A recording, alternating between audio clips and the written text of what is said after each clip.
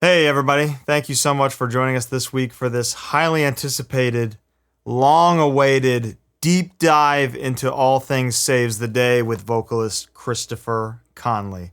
Also joined by one of my best friends in the world, Dr. Britty Drake from Pity Sex. This is Chris's first interview in a long time, and we get into the entire history of the band. From kind of accidentally discovering punk as a child to discovering New Jersey melodic hardcore in particular, and then entering the stratosphere by the time Stay What You Are comes out, and into some dark days for both Saves the Day and Chris as well. This is truly a treasure trove of information for any fan of the band, and I'm so honored to have been joined by my good friend Britty once again on the show for it. So please sit back, relax, and clear 3.5 hours out of your day for this incredible conversation with Chris Conley.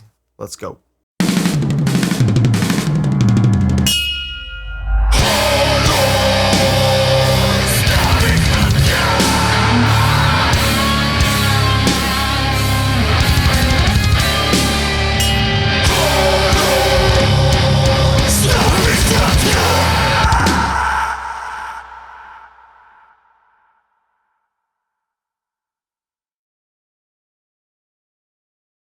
Hello, welcome. It's HardLore time.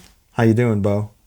We are here in Sunland, California at the Pit Recording Studio for a very special episode today. I must first introduce my special guest co-host of Pity Sex, Procession, and Medical Care for the Mind, Dr. Britty Drake. Happy to be here. Thank you so much. I'm so happy to be here. It's an honor. And our very special guest, all the way from New Jersey and Chico, California, if you're okay with that. Yes, sir. Being out there. Chico, California, by way of New Jersey, a vocalist and songwriter that has meant so much to this show and to both of my late co-host and I. Please welcome, from Saves the Day, Mr. Chris Conley. I'm very, very happy to be here. Feel very grateful to be here. As do we. Beautiful. Beautiful stuff. Yeah. I know so little about you, and I've been listening to you sing and play music for so long. Let's take it all the way to the beginning. Tell me about young Chris in New Jersey, growing up and finding music. Okay. Young Chris, New Jersey. I started out and I liked sports, and I played baseball and soccer. And then I was totally obsessed with that until I was about 13. And then I got really into Led Zeppelin. What record got you?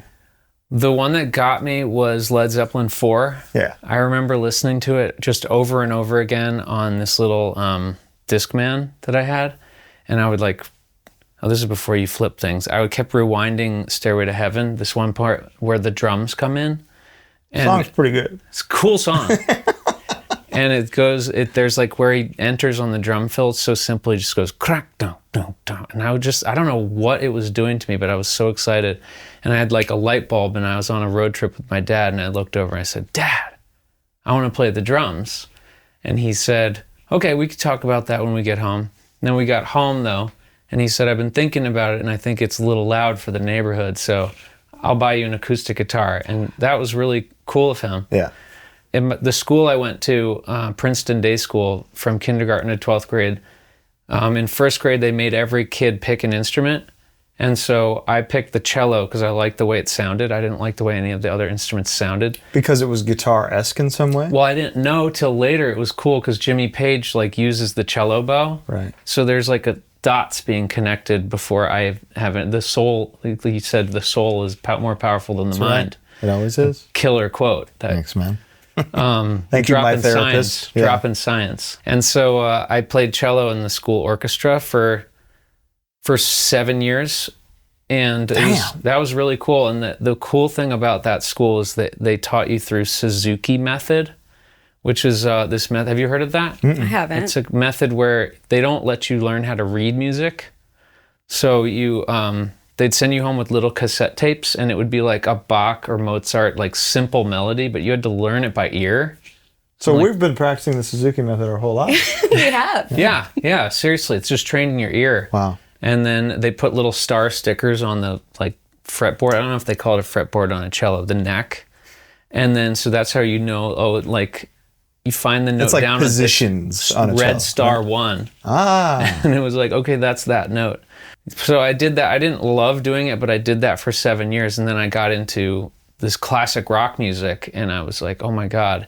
So the day my dad bought me this classical guitar, things kind of made sense already. And so the first day I was writing riffs on it. Because it was like, Jimmy Page would write like, and a lot of that classic rock stuff is literally just one note at a time. It's like riffs. Mm-hmm. And so I could do that already, one note at a time. You were hitting red star 1, yellow star 3. But now on the guitar. Yeah. It's like the dots. So you were talking about that in your episode. Yes, it was. So that's how I understood it at first. Mm-hmm. And then a lot of the other riffs were very simple. It was like power chords. So like Led Zeppelin's doing power chords. So you only need 2 notes now. But you could play everything. Yeah. And then I very quickly got 2 books of music. I got a 12-bar blues, a book of 12-bar blues, and you teach yourself bar chords. And that was fortuitous because one of the hardest things is bar chords. So it started to develop my muscles right away. How old were you at this point? I was 13. And so I also bought the book for Led Zeppelin 4 at the music store. And so the first thing I did was teach myself Stairway to Heaven. And it was just like awesome. And Okay. So you were fulfilling the Guitar Center prophecy. Yeah. Right away. 100% Wayne's World. Yeah. No Stairway. You ever see the original?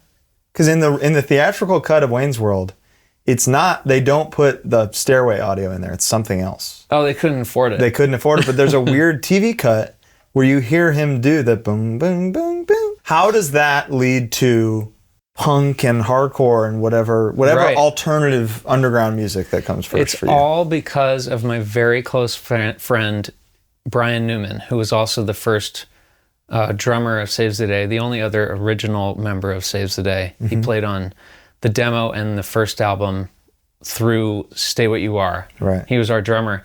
And Brian and our friend Justin, they had been playing music together because Brian played drums and Justin played guitar, and they were playing together since 7th grade. And they would come we all went to the same school together in Princeton. And they would come into the cafeteria with like an actual boombox, like that you'd hold on your shoulder. And they'd play these cassettes of songs they had written in their basement. And you can't believe it. Well, before this summer that I learned to play guitar, there wasn't a lot of crossover. Like I was still sports guy and Baseball and soccer. Well, at school I was captain of the football team. Oh shit! But I wasn't that good. I was just like kind of big when I was younger, and various ups and downs with that along the way. But I wasn't very tall by the time it came to this era. Were you this jacked then? No way. Because you're fucking jacked now. Thanks, dude.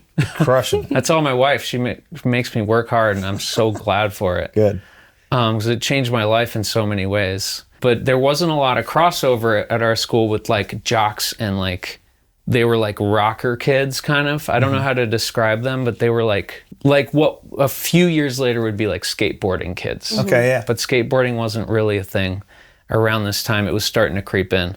But those guys were. And so, but when I came back from the summer of 7th grade, after 7th grade, over the summer I learned guitar.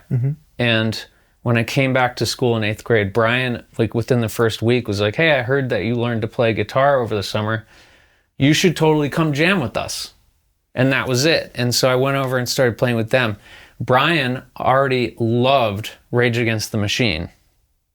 So like the first song I tried to write for our first band practice, he still makes fun of me for it. It was like a Rage Against the Machine ripoff song with the worst rap lyrics of all time.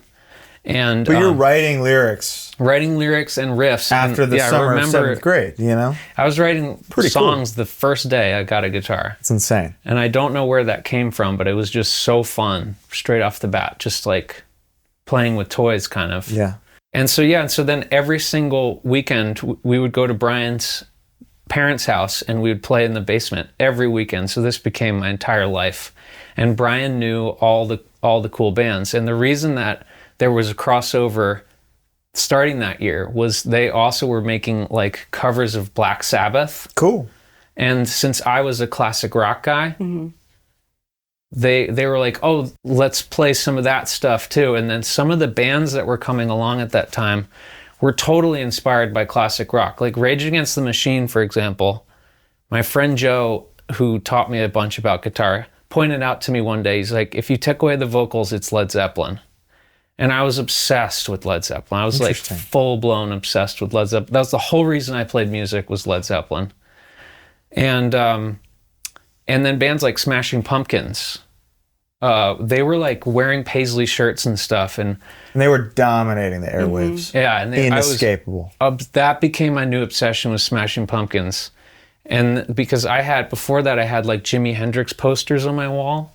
And I was like obsessed with the 60s. I took a whole course on the 60s in 7th grade.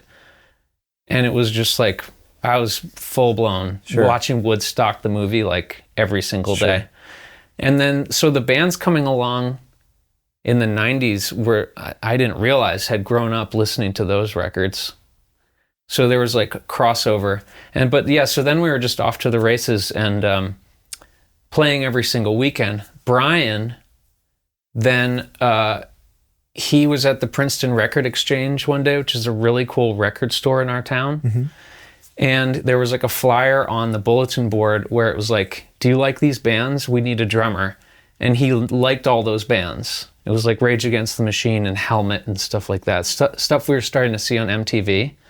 We didn't know that those bands were an evolution of hardcore. So Brian pulls the thing off and he goes and he gets the gig playing with this band called A Nation in Transit in Trenton, New Jersey. And so he would come back from practices with those guys, and they were like way older. They were in high school and we were still middle school. And they would be showing him hardcore records. And that's how he found out that Rage Against the Machine was like, had come out of hardcore. So he hears Inside Out and Hard Stance. He hears Inside Out. And so then like Inside Out is like one of my favorite hardcore bands, but I found out about it through Rage Against the Machine. And then do you then realize that New Jersey has this incredible wealth of hardcore and post-hardcore and melodic hardcore bands? A few years later, we were old enough to start going to shows. Okay. But first we were just kids playing shows. And so we weren't old enough to be part of that scene or even know about that scene. So we were playing like the June Fete. It was like a fair during the summer in Princeton. Chili cook-off? That kind of thing. Yeah. And then now they got Boyz II Men and Smash Mouth, you know? The chili cook-off. Sign me up. I want to go to that show. Yeah. And they would like in Princeton, they would have these cool events where they would like shut down the main street and there'd be like all these little like vendors and stuff.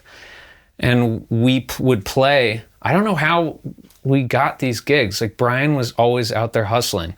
He had like the DIY handbook kind of thing, like, or Back in the Van or Get in the Van or whatever that Henry Rollins book was. Yeah. He was like all about it. His dream was, I'm going to be in a band. This is Brian. This is Brian Newman. He's the guy that said, I heard you learned how to play guitar. Come jam. And then he also is the guy that found out about hardcore. Right. And then we both found out about punk rock around the same time because this is before we knew there was a scene in New Jersey. This was 9th grade. He won a radio contest, 2 tickets to go to City Gardens in Trenton, New Jersey, which is like a legendary venue, to go see The Offspring. Okay. And we were like, we did not like The Offspring. Sorry, guys. Didn't like The Offspring. Still could. There's, that Self-Esteem song's pretty cool. But I don't mean to get sidetracked. Pretty Fly for a White Guy comes on and you go, oh, jeez. I got that other one too, right? Which one? I don't know. There's a couple riffs. I feel bad about it. Our old drummer Pete wound up in their band years later, and no disrespect, because I guess they came from underground music too. But we went to see them because he won the free tickets. Sure. So our parents like drop us off at City Gardens, and it's this like super ratty, almost dangerous feeling club, and we're like 13. We're like probably 14 years old at this point. Sick of it all. City Gardens. Look it up. Legendary video. Really, like right after this time, Brian gets into bands like that. Okay. So this is the first night that we discover punk rock. So he wins these tickets, and Offspring was just like an MTV band. Yeah. And so we go, and the first band up is Sheer Terror. Cool. And so Sheer Terror is the first hardcore band you ever see? Yeah, is that your first hardcore show? Wow. Yes, and this is like, I didn't even know the word hardcore, and I knew a punk was like Sex Pistols. Okay. Leather jacket, spikes. But the next band up, and I'm right in the front row. So you're right front row Sheer Terror. Yeah. And it was scary. Yeah. Dude, it was scary. They were brutal, and it was awesome. Like, we liked music with an edge, and it was... And they have tons of melody baked in as well, so there's something for the Led Zeppelin brain kid there, that's something nice I always bridge. needed was melody. It was like, that was the through line for me. Okay. And like, I wound up liking the bands that would sing more than scream. Sure. But I still like it all. But the very next band up is Rancid. Wow. And I was just like... This is the best band I've ever heard. This is the best band I've ever heard. Yeah, and what year would this be? This was 94. So right before Out Come the Wolves. Is it post Let's Go? Before Out Come the... This is right after Let's Go. Wow. So they're playing like radio. Lars is freshly in the band. Lars is right in front of me. And I've never seen anything like this in my life. And Tim is like over here, and Matt Freeman, and they're like feet away. Mm-hmm. And they like look insane. They look like they're the whole punk They look thing. like comic book characters. They look like comic book characters with the mohawks and like the plaid pants and spiky leather, everything. And we were just like, oh my God. But the songs were so good. Mm-hmm. So meanwhile, by the time Offspring's on, we're already in the back ready to go. And they played, I saw Rancid. We just didn't even care about them anyway. Mm-hmm. And they made fun of Green Day at one point by playing like a funny version of Basket Case, and that's when we're like, F these guys. You're over it. That's not cool, because Green Day is awesome. Yeah. But lives had been changed because the very next day, the three of us, this was Brian and Justin and me, all there together. And the very next day we went and bought hair dye. What color? Green, neon green. Excellent. Classic. And Justin literally shaved his head into a mohawk, and with Elmer's glue, spiked it up like 3 feet high, and he started wearing plaid pants, and I started wearing like chains. Yeah. And like weird thrift store blazers before I could go to thrift stores, I'd find like weird clothes in my parents' closet that were like my grandparents' clothes. You were grandpa core. Grandpa core. Before it was cool. I didn't even know that was a thing. That's awesome. Before it was never cool. You know? Yeah, before. Apparently too, the New York Dolls would wear like granny stuff. Mm-hmm. That's what they looked insane. So you're doing blazers, plaid pants. You're a punk now. Yes. Punk overnight. Right. And then many such cases. All the teachers were super worried about us. Yeah. Did you have to go like talk to somebody? Had to talk to somebody. And they're like, I don't think this school is for you anymore. No way. Was it private school? It's a private school. Okay. And my mom wrote this guy, I don't want to say his name, but wrote this man like a 15-page letter. Like, Christopher's such a good student and blah, blah, blah. Were you a good student? And yeah.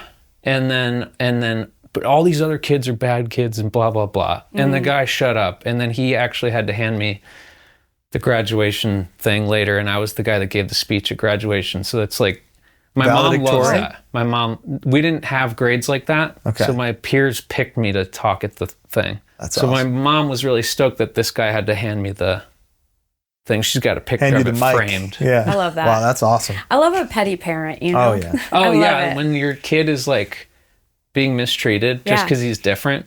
Yeah. But yeah, so that was it though, Rancid. Okay. And then...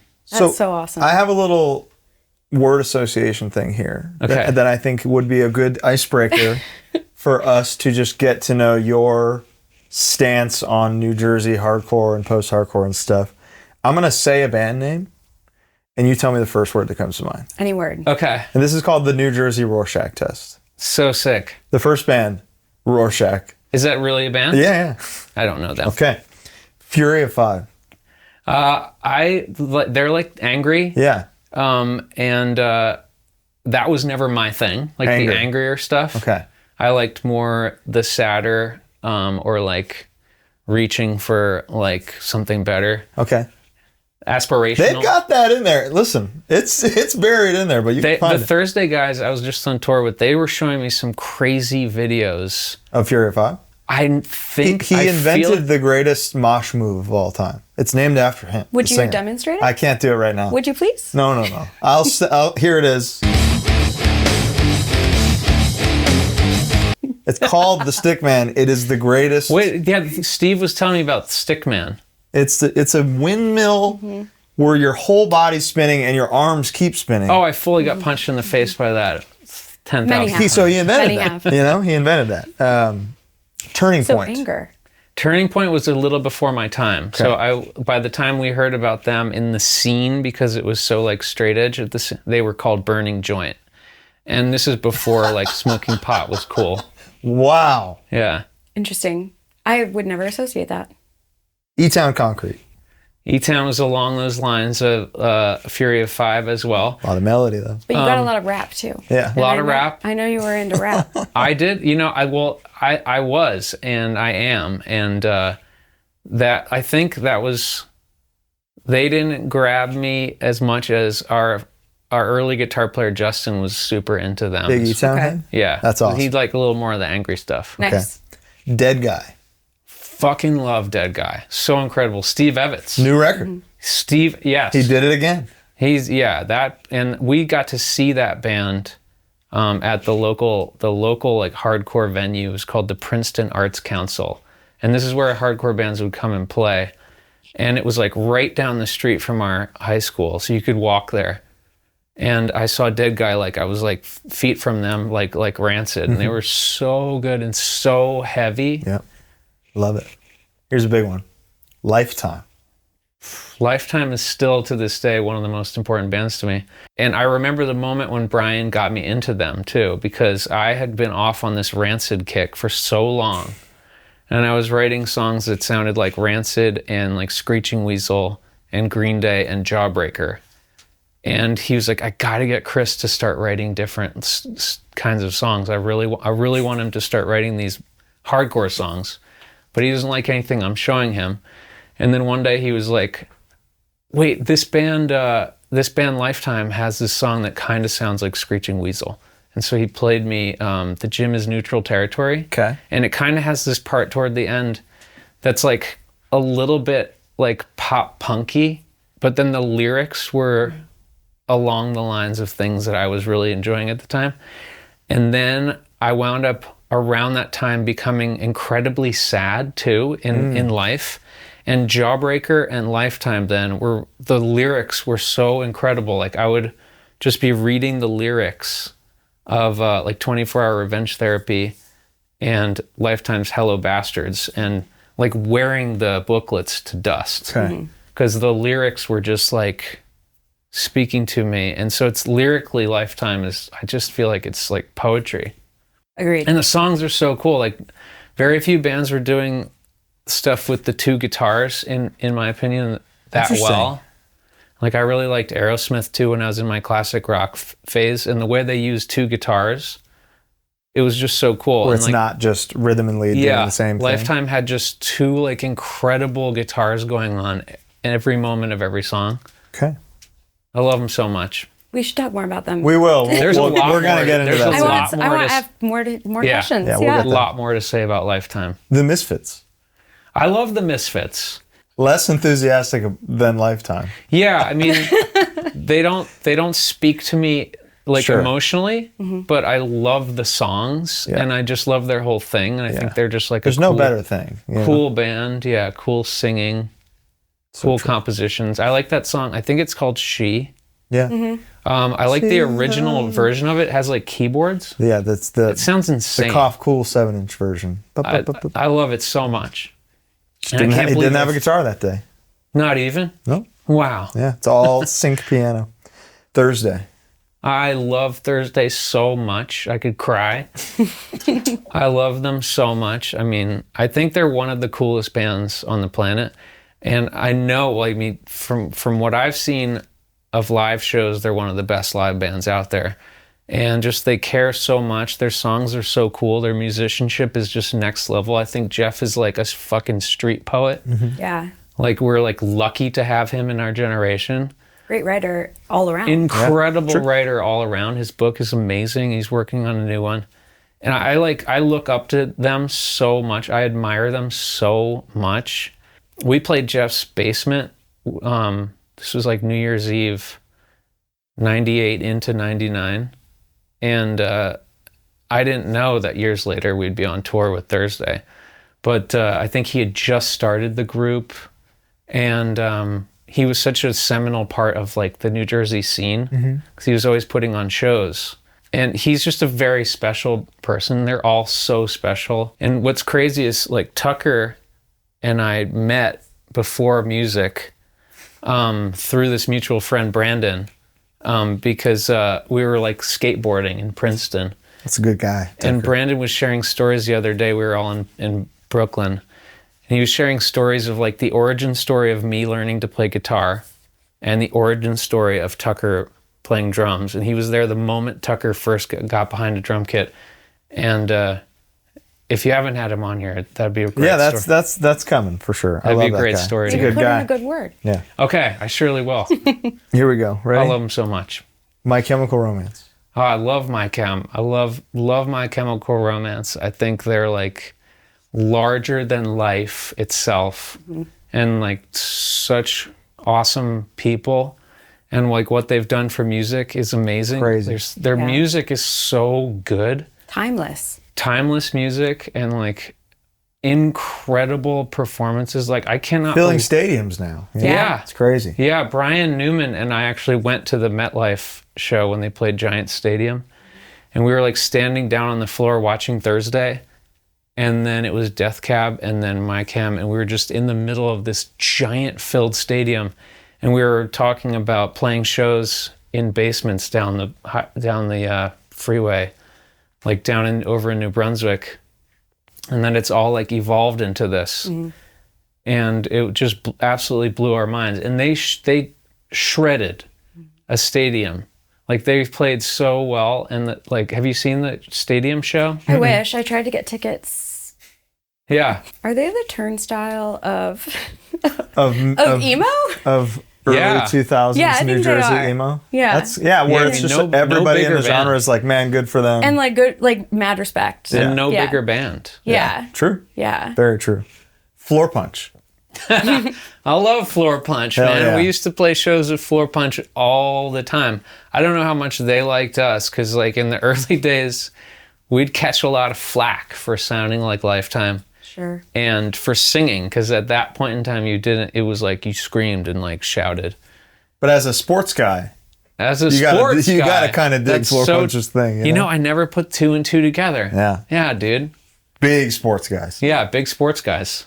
Final band would be Mouthpiece. Mouthpiece. Yeah. I love Mouthpiece. That was the first hardcore show I saw in New Jersey after that City Gardens thing. Years later, when we started going to Princeton Arts Council for shows, Mouthpiece was the first hardcore band I saw.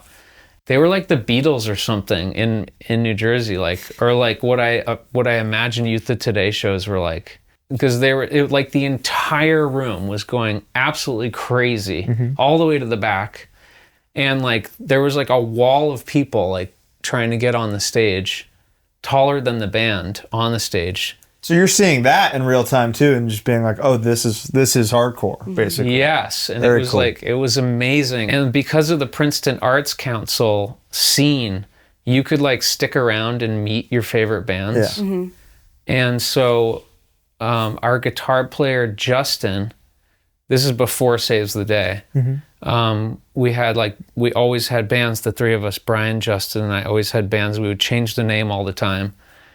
And then Justin befriended Sean McGrath from Mouthpiece, because he would just hang around the shows. And then Sean was so cool. He would just talk to people and get to know people. And you could like talk to these bandmates that like seemed like these like larger than life people. And then amazingly, one day, this is 1997, we'd saved up all our money from 6 months of shows, so we could have $500 to spend one day with Steve Evetts at Trax East, because Steve Evetts produced all of our favorite records. Right. And Brian called up the studio, and he was like, can we book a day with Steve? And they're like, sure, $500. So we saved up for 6 months. And it was finally the day, and we go in, and our bass player didn't show up because he had a crew meet. You know, like crew. No, I don't. Oh, sports. Got it. Sports guy. Got it. He had a crew meet, and his dad was like, you can't go to that recording session because you need to get a scholarship for college. Did he get a scholarship? Crew. Did he sure go did. to college? Yeah, I think he's doing like really well now. Okay, good for him. Yeah. In sailing or in... Like venture capitalism. Okay.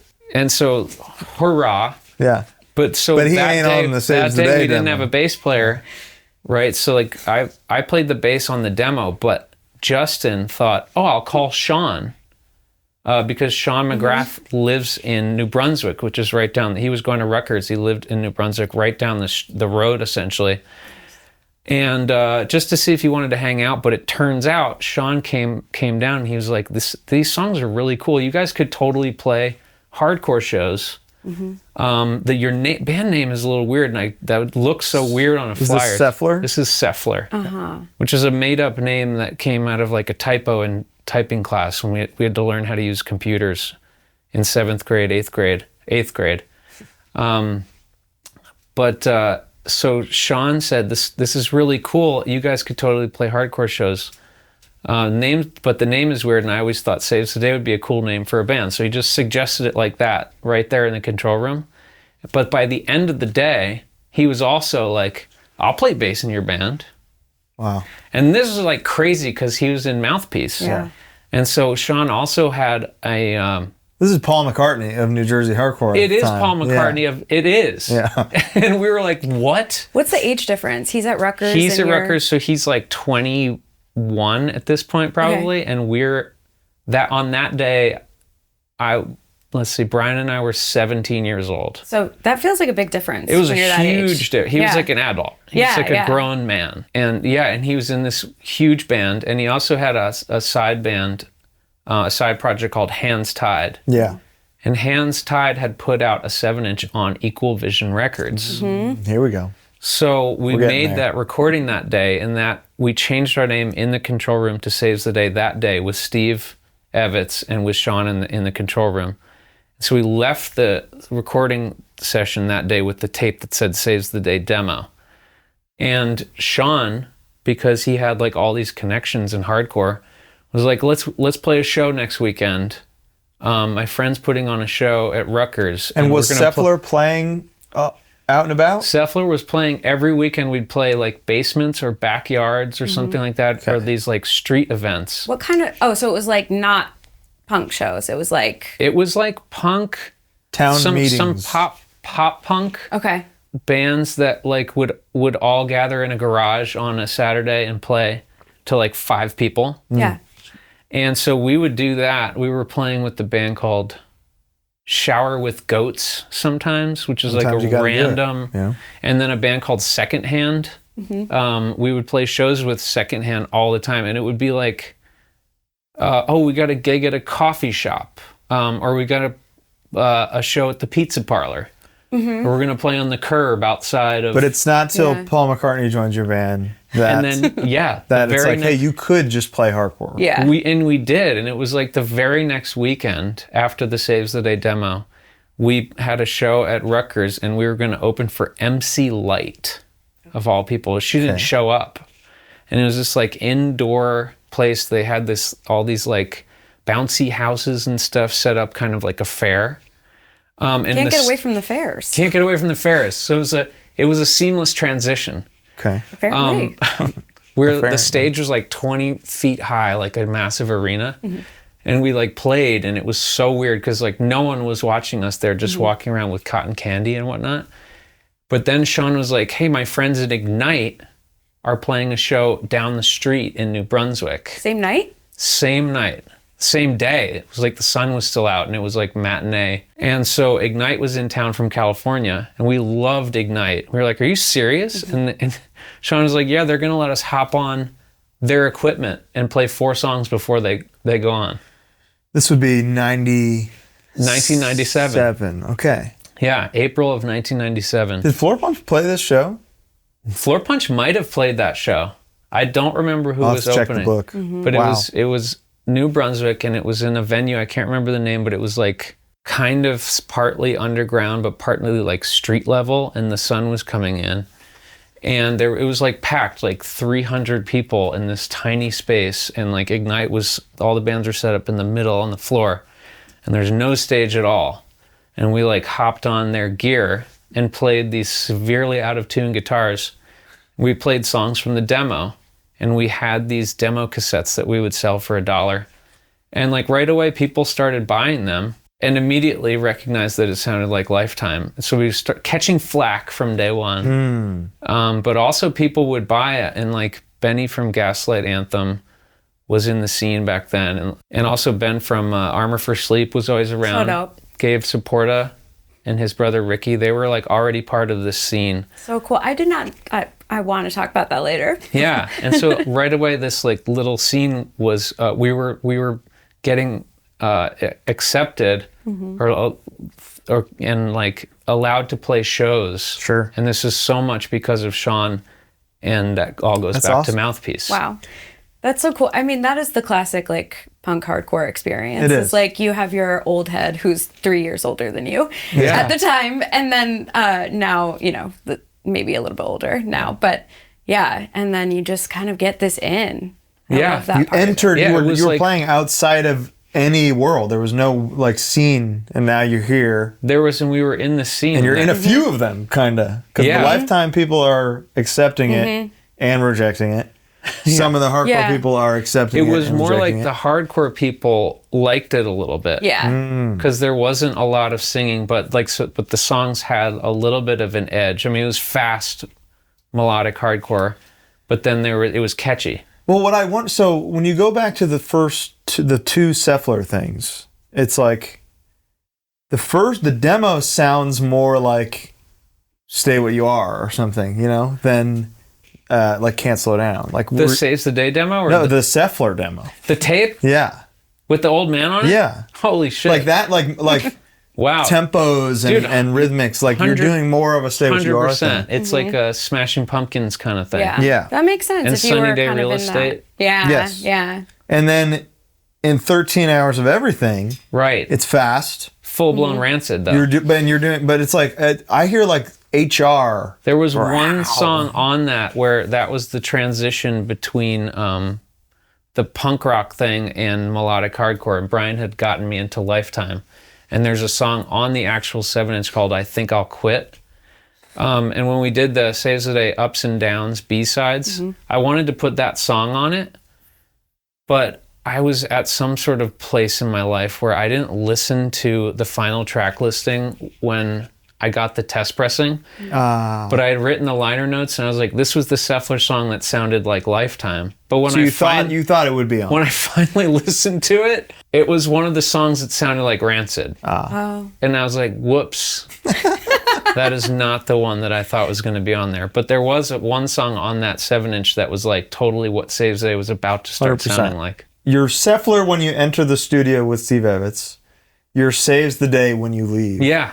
You save up all your shekels to do this one day thing with the demo with Steve, which a lot of those songs are on Can't Slow Down, which is awesome. But you also start a very long relationship with Steve Evetts. Yes. How has that grown over time? Oh, I'm so grateful. I mean, we're making the new Saves the Day album with Steve. Yeah. We've already recorded 3 songs. And so like working with him again is like, oh my God, it's like coming home. Yeah. And I feel so lucky because he's a really special person, but he's incredibly talented as an engineer. Yeah. And he's so gifted as a producer. And he and I see exactly eye to eye on music. So it's like the melding of the minds. And he was also there since literally day one of Saves the Day. And at that point, I had only been playing guitar 4 years when we made that demo. So like I was limited and I could do maybe 3 notes at a time. It went from 1 note to 2 notes to 3 notes. And then You can only do one more than that, so you did good. Yeah, I've seen with people bar do it with chords. the thumb too. With bar chords, Yeah. then if you use some open strings, you showing can. off. Yeah. He was seeing my evolution. Cool. And then he was recognizing like kind of how I was blossoming as a songwriter. By the time we did Through Being Cool, I'll never forget there was a part where I was singing the melody at the end of Rock's Tonic Juice Magic. It's like a refrain that keeps repeating, and he's like, this is really reminding me of the Beatles. And I was like, what, really? And at that time, I appreciated the Beatles, but I wasn't as obsessed as I would be soon enough. And as it turns out, the second to last day of recording Through Being Cool, I was driving to the studio and reaching around behind my seat in the car for a tape to listen to. And I used to drive our friends around so people would leave tapes in there, and I pulled out one of the Beatles red or blue ones that's like all their hits from the later half of their career. Which is, and I was like, cool, I haven't, yeah. And I hadn't heard that half. I had heard like, I Want to Hold Your Hand. And I was like, it's cool. And then I popped that in there on the way to go meet Steve at the studio. And you get I was Maxwell's like, Silver Hammer. Yeah, and like Strawberry Fields Forever. And I was just like, whoa, this is so cool. So I immediately went and like gushed about it to him. And he's like, Beatles are my favorite band. And that day we drove to Wawa, and he showed me that in his CD changer at the car, he had 5 CDs, and 4 out of the 5 were the Beatles. And he's like, check it out. You like turn the knob to the left, and you hear just the background vocals and like a ride cymbal. Oh yeah, over on the right, there's the bass guitar and the weird lead vocal. And so it was just blowing my mind from day one. And like I even thought at that the time, snare is like over there. Yeah, somehow. totally. Yeah, it's so weird. It's in the other town. Yeah. His studio just burned down. Yeah, it's really sad. Very sad. If you haven't seen the GoFundMe yet, check that out. Yes, please help Steve. I mean, he's a legend, but he's also just like top level human with the heart of gold. I've never met him, but big fan of his work, which we'll get to in a minute. So you record this demo. Sean sends it to EVR, Equal Vision Records, they actually heard about it word of mouth. Nice. And then called Sean, because we were playing hardcore shows now every weekend. And Steve Reddy called Sean, and he was like, hey, I hear you're playing with these kids from New Jersey, and I heard the tape's really good. I want to come see you guys. So he came to see us play in Pennsylvania one day. We were playing with, I think, Floor Punch and 10 Yard Fight. Cool. Nice. And Steve watched the show, and he was like really cool, and he's like, yeah, we should talk. And then he called us like a week later, and he's like, I want to make a record. Or he said, I want to take you guys out to dinner. And then at the dinner, he said, yeah, I think we should make a record. And we just couldn't believe it. And does Equal Vision mean anything to you? Like, are you a Shelter guy, Youth of Today guy? You know, massive Shelter fan. Mm-hmm. Same. Yeah, I love Shelter, and they were like one of those bands that were singing and like evolving the scene. And the guys had showed me Youth of Today, and I did like Youth of Today, but I really liked the EP, the Disengage, Modern Love Story and Envy. I love. So you're a Walter era guy. I'm a Walter era guy. Like, that makes sense because like Walter's very melodic. Yeah. Yes. And the way he writes guitar parts is just infinitely inspirational to me. So by the time we made the first Saves the Day album, it all begins with an homage to Start Today. It's a new direction. It starts like dun dun dun. Oh yeah. And that's tip of the hat to Walter. Yeah. Well, let's talk about it. Can't Slow Down. Landmark debut LP, some would call it. One of us would call it. 2 of us would call it. Recorded during winter break, your senior year of high school. Yes. Yes. So you're doing all this stuff we've talked about. He's in high school the whole time. Yes. So cool. Which is so cool. This was like that was junior year when we met Steve. And he's like, let's make a record. So these kids from New Jersey is not derogatory. You're literally like actual children. Yeah. Yeah. Sorry. I thought it turned her off. But yeah, the actual kids from New Jersey. And and then Steve was like, let's make a record. And they wanted us to sign this contract. But my mom is a judge, and she read it. She's like, you guys can't sign this yet. So it took like a long time to line up recording. And finally my mom was like, why don't you guys just go do it in winter break, and I'll pay for it, and then when you guys get the contract settled, like the label Equal Vision could pay me back. Good deal. So she did just that. Nice. We spent 8 days in December of 1997 at Traxxas with Steve. Alan Duchess mastering. Alan. So to the HardLore listeners that don't know what that means, that's the producer of Satisfaction is the Death of Desire, and the mastering engineer of 5 Deadly Venoms. doing Can't Slow Down. Pretty Yeah. cool. I mean, couldn't believe it. Like Brian and I would be driving home after like a day at the studio with like raw rough mixes off the board. And we just couldn't believe like how awesome it sounded. We were just so stoked. Couldn't believe we got to make a whole record with Steve, because we'd spent one day with him that was totally life changing. And is he being cool? Is he like psyched to have you back and see you He's grow? psyched to have us back. Okay. And excited to make a record together. You know, I don't think he knew like how much it would evolve from album 1 to album 2. Mm-hmm. But we were already just like really hit it off, really good friends right away. And I think he was impressed with us as kids. Yeah. Yeah. You know, High school kids doing this record is like pretty objectively insane. You know? Yeah. well, I and think he taught us so much about being a recording artist. I don't think that's something I would have understood if I didn't get like a lot of hands-on experience with Like, really talented in terms engineers. of Yeah, what's the distinction? tuning and sounding tuning good. is pretty big. Yeah. Yeah, you do have to tune. He literally taught me how to tune a guitar like properly so that it wouldn't go out of tune as much, and like how to sit to like hold the neck so it wouldn't bend and whatnot, stuff like that. But then he would also point out to me like, do you hear that snare and that fill? Like try to play with that snare. Yeah. And that helped me like lock in as like a tight guitar player. The syncopation. And if you're live, it's just all energy and the details like that don't matter. You don't, not zooming in on like, hit with that kick drum. And you're still like, this record is fast. Yes. And that's what you want at the time. You're chasing speed. That's what we want. Yes, it was the melodic hardcore thing. It was Lifetime and Gorilla Biscuits. Wow. Yeah.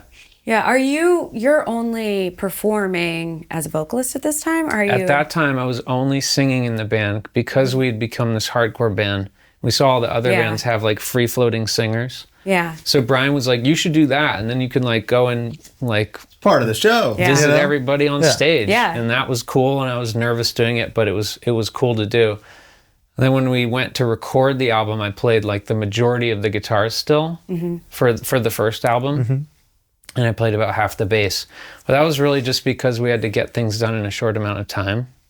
Is there any contention with whoever's playing guitar in the band at the time? Definitely. Justin, that original friend of ours, he only played one little guitar part on that album and then just quit the band because he was like, this is not cool. And it wasn't. But we wouldn't have gotten the record done. Yeah. It's tough when you're 17. It was tough. So true. And I mean, in hindsight, I wouldn't do that again. I would just let everybody can like struggle through it. And Steve's such a good producer. He could have, at this point, he could have coached someone through it. But this is recording to tape. Right. You can just punch it in. So there's no Pro Tools at this point. But it's like, there's another side that's like, why not make the best record possible? And why would the guy who wrote everything not be that solution, you know? Yeah, I mean, there was just talk of that when we were preparing to record the album. Like, Steve, being a producer, is very aware of how much time things are going to take. Yeah. And he worked with like young bands, sometimes it's like really difficult because being a recording artist is so different from being a live, just performer. Yeah. And he could tell from the demo, when we did the demo, he could tell that I could like play the parts and stuff. How do you look back on the songs on Can't Slow Down? No. I really like the songs. We played a bunch of them at LDB recently. Yeah, you did. And that was like so much fun. And we did a whole tour of, well, it wasn't a whole tour, it was like select shows in select cities just a few years ago when the album turned 25. And we played, our other album, In Reverie, had turned 20. And those were such cool shows because years later when we did In Reverie, people were like, they've changed so much. Yeah. And some people were not into that. But then at these shows, years later, it's all just Saves the Day music. And surprisingly, it worked so well. In Reverie and Can't Slow Down. Yeah, we came out, Wow. we opened with In Reverie, the whole album. And then we went into deciding from Can't Slow Down. And it was like some of my favorite shows. It was so fun. So playing those songs on Can't Slow Down still is so it just takes fun. time for people to get it. You know? Well, also, you do seem to have fun when you play old songs. Like, Yes. a lot of bands kind of are like, oh, we'll play it for the fans. But Right. by the way, I was at that show, in the one in LA, or it was Anaheim, maybe? Anaheim House of Blues? Oh, yeah, Anaheim House of Blues. Yeah, I was at that show. Oh, sick. Incredible. That was so fun. Yeah, I had so much fun. And it was incredible, and it felt like, they flowed right into each other. The energy didn't feel like it changed significantly. Like, the energy increased. Wasn't that also the night where there was like a technical thing happen? Yes, it was so crazy. Our friend brought a crystal skull backstage, and man, the energy went bonkers. Like an Indiana Jones one? Like in Indiana Jones. Yeah. And the energy went bonkers, and nobody could figure out what was going on for an hour. They couldn't figure it out, and then she left, and it all worked again. Oh. The crystal skull? We joke about it all the time. It was really cool though, because like we were waiting, and I was like, this is gonna be like the real fans up front. Like, In Reverie, start to finish? Yeah, well, not only that, it was because also tense. it took a while. Oh, like yeah. we were like like, an I had to hour. go to bed. I was like, I got work tomorrow. Yeah. I'm staying up. But we were waiting around, and it was like me and my best friend, who is also a huge Saves the Day fan. Mike was there, and I met Are you talking about Dom? Yeah, Dom. Okay. Yeah, and I also met somebody. I think I met like a couple of other people that I'm still friends with, waiting at that, waiting that's for so y'all to cool. start. And then it was just like started, and the vibes were just perfect. Oh, that's awesome. I'm so happy to hear that. That's how it felt too for us. We were so eager to play, and then when we finally got out there, it was just like shot out of a cannon. Yeah, I prefer it actually. I want The the tension? suspense. Yeah. I want the suspense. You don't know when it's coming. We're going to Axl Rose at every show from here on out. Pardon this interruption. I need to talk to you for 3 minutes. I got you for 3 minutes. About the incredible sponsors for today's episode. Up first is Guilty Party, the greatest menswear store in North America, possibly the world. And we're all about independently owned, friend-owned businesses on the show, and this store is co-owned by Champion Foundation, so you're supporting it. This is hardcore for hardcore, Get the jeans I'm wearing in this episode, the Studio D1002. In fact, let's talk about the Alden Indies. These are the boots I've been wearing on the past 5 weeks of this show at this point. And everybody asks every week, where do you get these boots? And I got them from Guilty Party. Let me tell you about these boots. Let me give you the backstory of these boots. They're called the Alden Indy because when Harrison Ford was cast as Indiana Jones, many don't know this, he was a professional carpenter before his career in American Graffiti and Star Wars and Indiana Jones. So the man knew his way around a boot, right? So when he was cast as Indiana Jones and the costume designer set him up to be wearing Red Wings in the movie, he specifically asked for his Aldens, this legendary silhouette that has now since been renamed the Indy in tribute of the character. It's my favorite boot ever. I wear them damn near every day. Go get 10% off right now of those boots or damn near anything on the site with code HardLore. GuiltyParty.co. This episode is also brought to you by Mills Vintage, the greatest archive and store for vintage hardcore, metal, or punk shirts on the whole of the internet. MillsVintageUSA.com. I bet you wanted that Neurosis shirt I'm wearing, huh? You were too slow. You gotta be quicker than that. I got it first. He put another one up yesterday. Somebody else got it. It wasn't me. I bet they used code HardLore. That could have been you. And maybe it was you. If you like hardcore, you like metal, you like punk music, and you browse the front page of the store, you're gonna find something you can't get anywhere else and that you simply must have. And if you use code HardLore, you're gonna get 10% off site-wide. If you want to trade or get rid of your old shirts, send him a message on Instagram or go see him in person in New York and LA at Varsity. He'll treat you right, give you a fair price, and know much more about whatever you're trying to trade than most other people would. That's millsvintageusa.com, code HardLore. This episode is also brought to you by Guitar Sanctuary. For the very first time on this show, we are proud to say we are working hand in hand with local independent music stores around the country. Guitar Sanctuary is located in McKinney, Texas, about 45 minutes outside of Dallas, which is right where my dad lives. This is close to home. Not only do they carry brand new Dunables, ESPs, Dingwalls, PRS, but you can get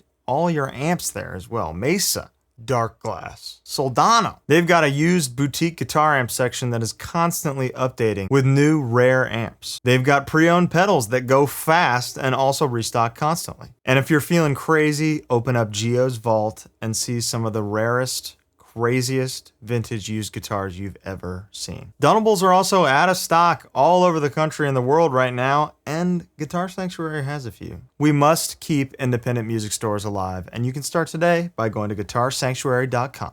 Back to the episode. Here's an interesting question. What's your favorite fret? Favorite fret? The first one that comes to mind is the 3rd fret. Great fret. On the E? Yeah, on the E. Classic. Well, you get G and C there. That was the next question, is what is your favorite chord? I mean, the first one that comes to mind is G. Okay. Classic. But it How do you feel feels about really F sharp? good. I love F sharp. It's a good one. Love F sharp minor 7. Come on. F sharp dominant 7. Get F out sharp. of town. I like G major 7 a lot. I like this weird chord in that zone. It's a C sharp minor 7, but it has a flat 5, and it sounds really cool after the G, and then you put the low E in there, and it's just that's probably my favorite chord. Okay, I'm going to need to see that tabbed out. Minor 7th with the 5th? Flat 5.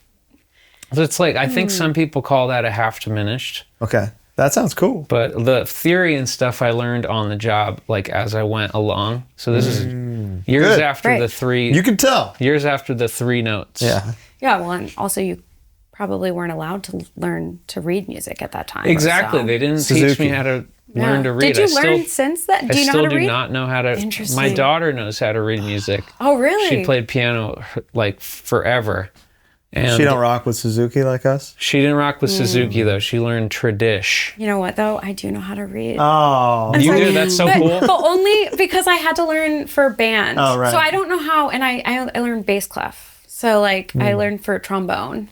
I was not so into cool. ska though, just very clear. That's true. You don't have a checkered past. I did not. I missed that boat. But yeah, I do know bass clef and I know a little treble clef because I also played the flute. So That's so cool. She does admire have a that. checkered past in that I know one. that one I quit because there were I won't talk about Too it. much but drama? There's too many women. Oh. Just kidding. I'm kidding. I wasn't good at it. I wanted to be the very best. I got you. You know? I do know. Yeah, you get it. I admire that very much. People that can read music. Yeah, it blows my mind. I just can't do it. I've can't- tried. I don't know how to play the guitar. Like I'm Stop. just Yes, you like do. there's a dot. So Well, we got to talk about we'll fix that. I don't work think on it. I think it's better not to know. Okay. Yeah, there are many approaches. Yeah. Exactly. Yeah. Suzuki Some is are one of all- them. Like Yeah. I'm doing my own Suzuki. Totally. Yeah. You know? Dot Suzuki. Lyrics on Cancel It Down. As a former 17-year-old frontman out of high school, to me, you're like the Michael Jordan of teenage lyricists. Wow, thank you. And I don't understand how you did this so young. Well, that year when I was 17, it was the first year in school that you could take electives. Did you take poetry? I took poetry and I took philosophy. Oh my God. And so right away that I had like a great awakening. Yeah. Because up till that point, I was very disgruntled, teen angst. I didn't want to go to school. And then I took those 2 classes and I was like, wow, I don't know. It was like a light bulb. Interesting. Was your teacher in your poetry class like significant to you? She is. I was thinking about this the other day. I was thinking, wow, Judy Michaels is like a main reason why my lyrics are the way they are. Does she know? Does she have any idea? I don't know if she has any idea of that later on that I would go on to write lyrics for a band called Saves the Day. But that was the year we started the band. And that year, as I was learning to write poetry, she recognized I had a talent for it. Yeah. And so she promoted me to be part of this thing called the Governor's School in New Jersey, which is this thing, like if you got in, it was like I don't know if it would be called gifted kids, but kids that were like good at what they did, like it would be artists or dancers or mathematicians or poets or actors. You could go to school for a whole summer at the College of New Jersey and take college classes. And so she said, let's put together a packet of Chris's poetry and see if he gets in. And I got into this governor's school. Wow. And I went to the creative writing program, and there was like 10 of us. We learned from like the most amazing teachers every day. And we had so many writing projects. Like we even wrote like plays there. Wow. And short stories and poems. And then that summer, I actually also won the governor's medal. Hey, all right. Yeah. You have accolades. Yeah, you're accoladed. Wow. I also think it's so cool. Like, I love hearing that there was a natural talent and that you worked at it. Yeah. Because when I think about your lyrics, I'm like, I wish I wrote that every time. And by the way, I did write it when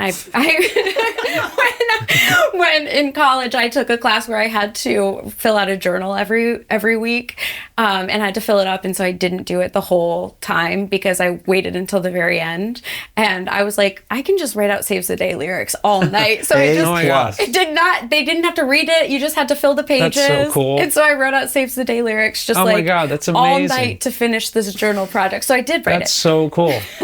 Hey, congrats on writing. Thank you so much. So awesome. But I always think about like how cool it is, when people really work at their craft. Like, I think there's something really nice about being naturally gifted in something, and obviously you do have a natural gift for it. Yeah, you're writing songs day one of guitar ownership. Yeah, I mean, but also I think it's really important for people to know that you have to work at these things and you can improve, and it takes having mentors and like being interested in philosophy to really be able to put it all together. That is such a good point, and I'm only realizing this now in this very moment. I had to do it for homework and assignments, and all the way through NYU, lyrics for Saves the Day songs would be just plucked out of homework assignments and crowbarred into hardcore songs, punk songs. Crowbar. So like emo songs were just like lyrics that I would write in school, and I had to do it every day. But I'm so glad that I learned that too, like having to work on it, because that was something Judy Michaels had us do. You had to write every single day, and you didn't just plagiarize like I did. No, but you know what I'll tell you I did do? In sophomore year, we had to do a book report after summer of a book we read, but I chose to do it on a poetry book called 24-Hour Revenge Therapy by Blake Schwarzenbach. Beautiful. And the teacher was like, this seems like really good poetry. So I wrote my book report on the lyrics for 24-Hour Revenge Therapy. That's awesome. As if it were a book of Very poems. cool. Also, is that teacher still around, your original poetry teacher? Judy Michaels, I should check in because I was just thinking about her the other day. She has written several books of poems on her own. Shout out Judy Michaels. Well, I always think it'd be kind of cool to like write a quick letter, hey, just want to let you know how this much is it. this impact. I should. Judy. This is it. I definitely should do that. And she also gave me the best advice ever. And sometimes I'll tell other writers, like if you're in like a writer's block, she just said, let yourself write crap. You gotta write crap. Let yourself write absolute bullshit. Yeah. Because then you're not like criticizing yourself as you're going. Yeah. Because that can create the block. So it's so simple, but that also helps with the like doing the craft all the time. So this method that she taught us was stream of consciousness. So like every single class started with 20 minutes of stream of consciousness. And so she said, let your pen start and do not take it off the page. And that was like really cool. And so then I'd be over there in Princeton in like coffee shops over there, sitting there doing that. And she taught us how to like open your ears up and just listen to what's going on around you. And I also love the idea of like just get rid of the criticism by maybe even intentionally writing crap. Yeah. Like, I know somebody who her way of writing is to say, I'm going to write a bad song. I love that. Yeah, I'm going to intentionally write a bad song, and she has pulled from those bad songs some really cool stuff. You wind up surprising yourself. I had to do that too. Like I did get a writer's block thing, and I had to force myself to write a song every single day. And I said, even if I don't like it and I think it's awful, just finish it. And then by the end of 3 months, I had 86 songs. And there's got to be some really good stuff in there. Yeah, I started to pull material out that became this 3-album arc out of that. We'll get there. Yeah. I saw Zach Kregers, the director of Weapons and Barbarian, talk about his script writing method, where the first draft, he writes from the perspective of like a little troll. And he's like, the fucking little troll's just going to write this script, and then I'll go through and correct it. Wow. Like, this dickhead is going to do this draft, and I got to go through and clean it up. I love it. It's genius, and it's so simple. Can't Slow Down is done. You, Steve and Alan finished this thing. How do you feel about initially hearing the master back for the first time? How does EVR react to it? And then how did the people react to it? Everybody liked it up until probably the people, the label. We liked it. Steve and Alan liked it. Like, we couldn't believe how good it sounded, because you take the Saves the Day demo and every recording we'd made up to that point, and it was like made in a bedroom somewhere, and the demo we only spent one day on it, and now all of a sudden it sounds like it's like a real album. Yeah. So we were so stoked. And then right away when it came out, there was a lot of just, this sounds like Lifetime. So it was just day one. Which is dope. Like, what a compliment. Right? In hindsight. But people can be mean, and I was so like insecure that it was like, it was difficult. But then, you know, there would be some people that liked it. So like, we went on our first tour right after high school with Bane. Yes. And it was like so awesome. EVR put both of us on tour, and it worked really well in that, like, Bane could see that we were hardcore kids that were really trying hard. And even if like let's say there were 50 people at the show and only 8 of them were like, they sound pretty cool. You know, we were like working really hard to do it. And so they appreciated us as like earnest kids. And then we were out there on a whole US tour together, and it was their first US tour. And they wound up really liking us as a band and the music. And so they told all of their friends back home in Massachusetts, like, buy this record when it comes out. So this is before the record comes out. It hadn't even been released? When we started the tour, it wasn't out. Wow. And then by the time we got toward the end, it had come out mid-August. Is this your first U.S. tour as a human being as well? Yeah. My first U.S. tour was with Bane. Not even. Ever in my life. That's so cool. Here we go. Dude, that's really, really cool. When was that? That was 2010. Oh my God, that's so awesome. Timeless. Also, during when that is being released, is this your first time, like, and you're traveling, is this your first time traveling the country? First full-blown tour. And before that, we had done a lot of traveling on the East Coast. So we'd go up to like as far as like Boston and down as far as like somewhere in Virginia, let's say. And we would, like, on the weekends, we would go and try to do little journeys with like other local bands. Sure. And so we knew what like being on the road was. Sure. And vans breaking down, and, you know, before cell phones, like actually finding your way to a place on the map. Yeah. And Atlas. then payphones. Yeah. And then, but yeah, that was the first full tour. It seems like the joy and splendor you discovered on those early tours is like what Through Being Cool is partially about. Dude, 100%. Which is cool. It was like such a joyous experience and like such an adventure. So even before that, you had spent a lot of time in, like, you know, most of your time in New Jersey, but not really spent time on the West. Had you ever been to the West Coast for anything? I had been to California one time when I was 10 years old with my dad and my friend, and we went to visit my cousin they lived in Oakland. So I had a couple cousins in Oakland, and my uncle and aunt lived there. And then we went to Colorado, and then we drove back into Winnebago. So I'd done like a Winnebago tour. Oh, cool. So you like road trip. Road trip. Yeah. So on that tour, do you find does the record come out during the tour? Yeah. Is there a difference before and after? And do you find hardcore kids connecting with what you're doing? So only because Bane was so cool that they told all their friends back home, like, go buy the record when it comes out. The only time on that tour where it seemed like there were a couple shows where like one person would be singing, we're like, whoa. And you're like in Indianapolis, and it was crazy. That is crazy. Great feeling. It is. It's really cool. But then by the time we got to the final show in Worcester at the Space, all of Bane's friends were there, and they knew every single song. And they went absolutely bananas. I'll never forget it. It was the first time people went crazy at a Saves the Day show. And it was all hardcore dudes and dudettes, like, just in the pit going crazy, walking on each other's heads. It's the dream. And just stage diving and like fist pointing and singing.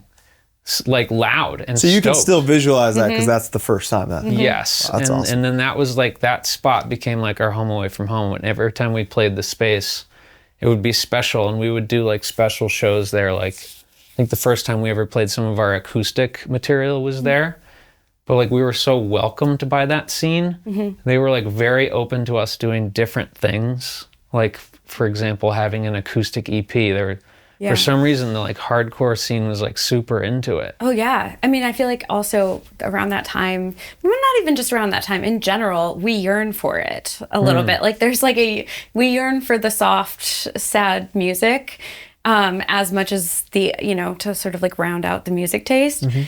Also, on Can't Slow Down, there is an acoustic song. Right, and that's where it came from, because people wound up liking that song. I love that song. And then I read that an EVR employee was like, Sean Mallinson had Immigrant Son, his record label, and he was like, you guys should do a whole 7-inch of acoustic songs. Yeah. We were like, cool. And so we did that. It was the first thing we did when our friend Eben joined the band. And this is like January, February of 1999. So I'd been writing all those songs while I was at my first semester of NYU, right after that Bane tour. And that was recorded at a place called Shoulder to the Wheel? That was what we called my mom's basement studio. Oh. Yeah. Wait, so your mother, who was a judge, also had a basement? She had a basement, and it wasn't like a studio like this, but I had a Roland Tascam, Roland, whatever they were called, a Roland like 16-channel recorder. Okay. And I had like a couple microphones. And so we recorded it just in my mom's basement. And that's where we were practicing at that point. So your parents were pretty cool with the music? My mom aside from the drums. Yeah. Yeah, my dad bought me my first guitar, and then I think he never expected me to want to, like, let's say, stop going to school to pursue it. And that was very strange for him. Also, when I was like into punk rock and all of a sudden I have spiky hair and like my hair is changing color every month, he was really unsure about that. Gave pause. Yeah. So, but my parents were split up, and so like my mom was always just super supportive. My dad was supportive, but like worried about it, I think. But my mom was over there like paying for our first album. Yeah, that's so and cool. like I'll get paid back from the label. Yeah. She also found this attorney to help with the record deal, to like make sure that it was airtight, because I was going to have to be signing something, and she wouldn't let me sign it unless it was good. Right. So she's like, so she knows that I'm about to get into something that's like could swallow up, I could get swallowed up in the stream of this now thing. you're at NYU while this is happening. Yeah. Well, but I guess slightly after, right? It was the contract stuff started when we were still in high school.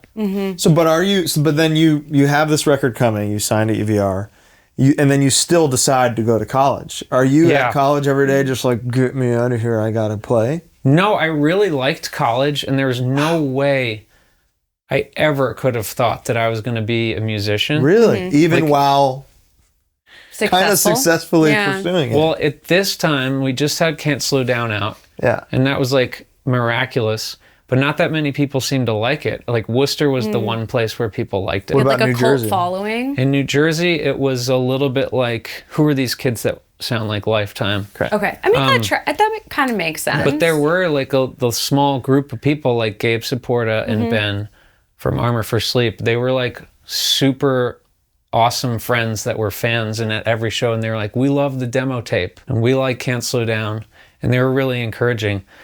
But it wasn't until then that year at NYU, we would go off and play, like every weekend we'd go play shows, just like we used to go up to Boston, go down to Virginia, stuff like that. And then we did a winter tour with Fast Break. Who is the band? So you're just doing hardcore stuff. Fast Break and Farside. Wow. Just hardcore stuff. That would be a show. And then we got to go on tour with Snapcase and Buried Alive. Wow. This is so you on were just Can't Slow Down. welcomed in. Yes, at we this got point. we started to get welcomed in. How and does it was Buried Alive gel with Saves the Day? Fucking got along great. Yeah. Awesome. It was like everybody and I think everybody was like astonished at how little and young we were. Yeah. Yeah, Like, they were whoa. probably excited about They it. kind of like, just like, good job. Yeah. And It's cool that any kids that want to play fast are cool. And when you're like really earnest about it, you know, there's something that ties you together with other musicians and people in the scene. And but we would be playing these shows on the weekends. I'd be coming back to school working my ass off. Yeah. And I got really good grades. I didn't let that like slide because I assumed you're the only guy ever to make both work. Well, I assumed that would be my only guy. Yeah, jeez. Yeah, only guy ever. I would love to hear all about that too. It's so. What was your major in college? I was only there for a year, so I didn't have to declare yet. But it would have been the one class I liked the most was psychology, and I was going to take creative writing classes at NYU, but they didn't offer that as a major. So I was thinking about going over to Tisch at NYU, where you could do more like screenplay writing and stuff like that. I liked writing short stories and poems and plays and stuff. Hell yeah. But I assumed that I would just continue on at school. But then at the same time that year, I was writing the songs that would become Through Being Cool. And by the time spring semester was over, we had our time booked to record the second album with Steve Evetts. And this time we had 11 days to do it instead of 8. Huge. It was a big difference. It was a big difference. And I actually wound up blowing my voice out during that recording. So we wound up having to book 2 half days. And one of those days is the day where I found the Beatles. And Steve and I bonded because it was just me and him on those half days. Sure. And when we went in to record Through Being Cool, that's when we were like, holy shit, this is like really good. Like you could just feel it. Like, I mean, Steve was stoked. We were stoked. We had like, with Eben in the band at this point, like the bass, his musicality is so much. Yeah. It's the like, bass is crazy. It's insane. Yeah. I mean, he's a genius musician, and like him playing on the songs that I had been writing, and when we would all play them together, you could feel something. And like he leveled them up in a way where that had never happened for the band. He leveled them up. I feel like if we had made Can't Slow Down with Eben, it would have been like more interesting. I played half the bass on Can't Slow Down, and I just like shotgun the riffs. Right. Sure. And there's not a lot of melody on the bass lines. Then Eben came along and he played with his fingers too, so it's a whole different sound. Wow. Before we go too far into Through Being Cool, let's wrap up Can't Slow Down with a little bow real quick. A couple questions. Is there a song or part on this record that, upon revisiting, impresses you that young Chris wrote? Well, that's such a cool question. What's cool that I find singing the songs now is I connect with them more deeply now than I did before, and it's the weirdest thing. It's as if some of the lyrics were written for me now. Yeah. And I'll be singing them and like welling up from deep within. The song Jody comes to mind. Like when I sing that song, I'm just like, this song just says everything to me, like how I feel deep inside.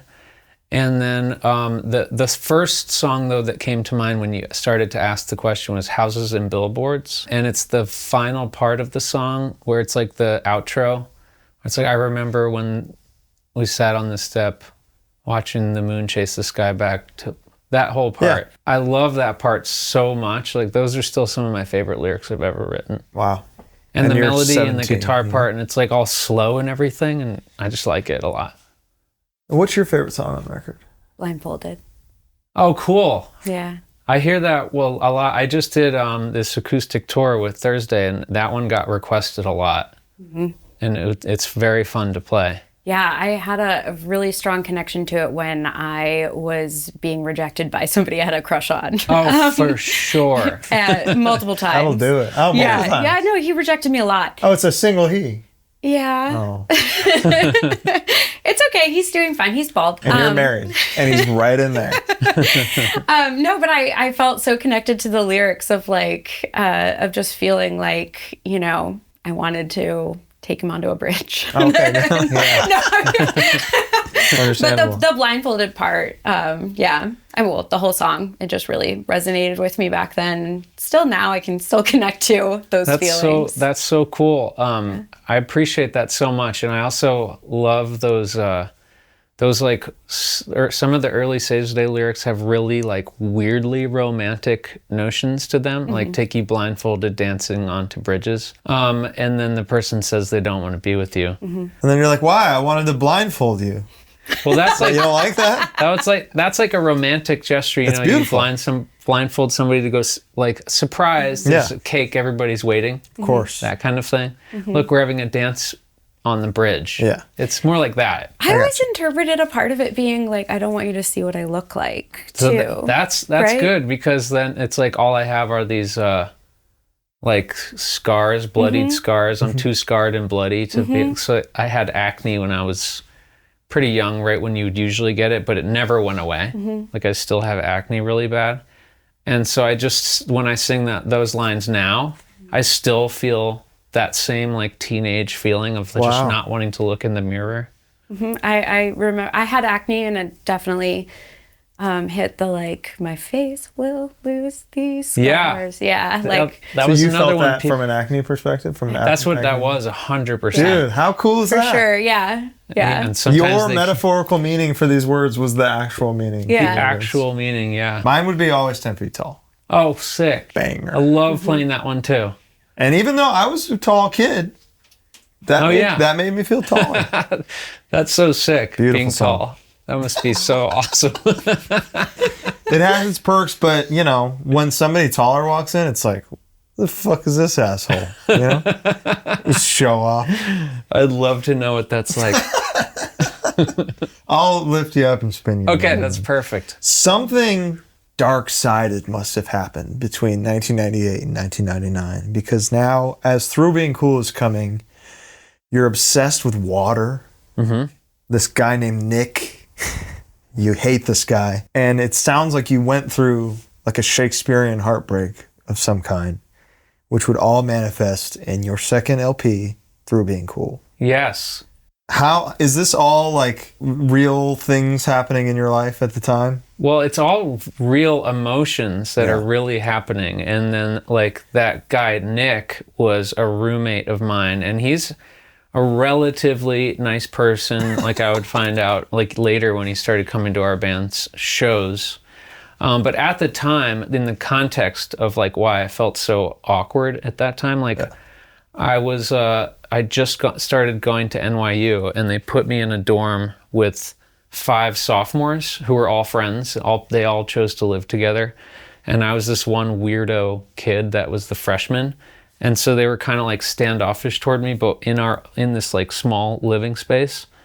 And just got kind of weird feelings, like were in the air, could feel some weird feelings toward me in the air. And it's New York, and there's kind of a vibe in New York sometimes if you're like weird and you don't fit in. So it felt weird in my own living environment, like in my actual living space. I felt unwanted. And then I also had like severe health problems at the time, like I have Crohn's disease, and it was like really, really bad. I had just gotten off that first tour with Bane.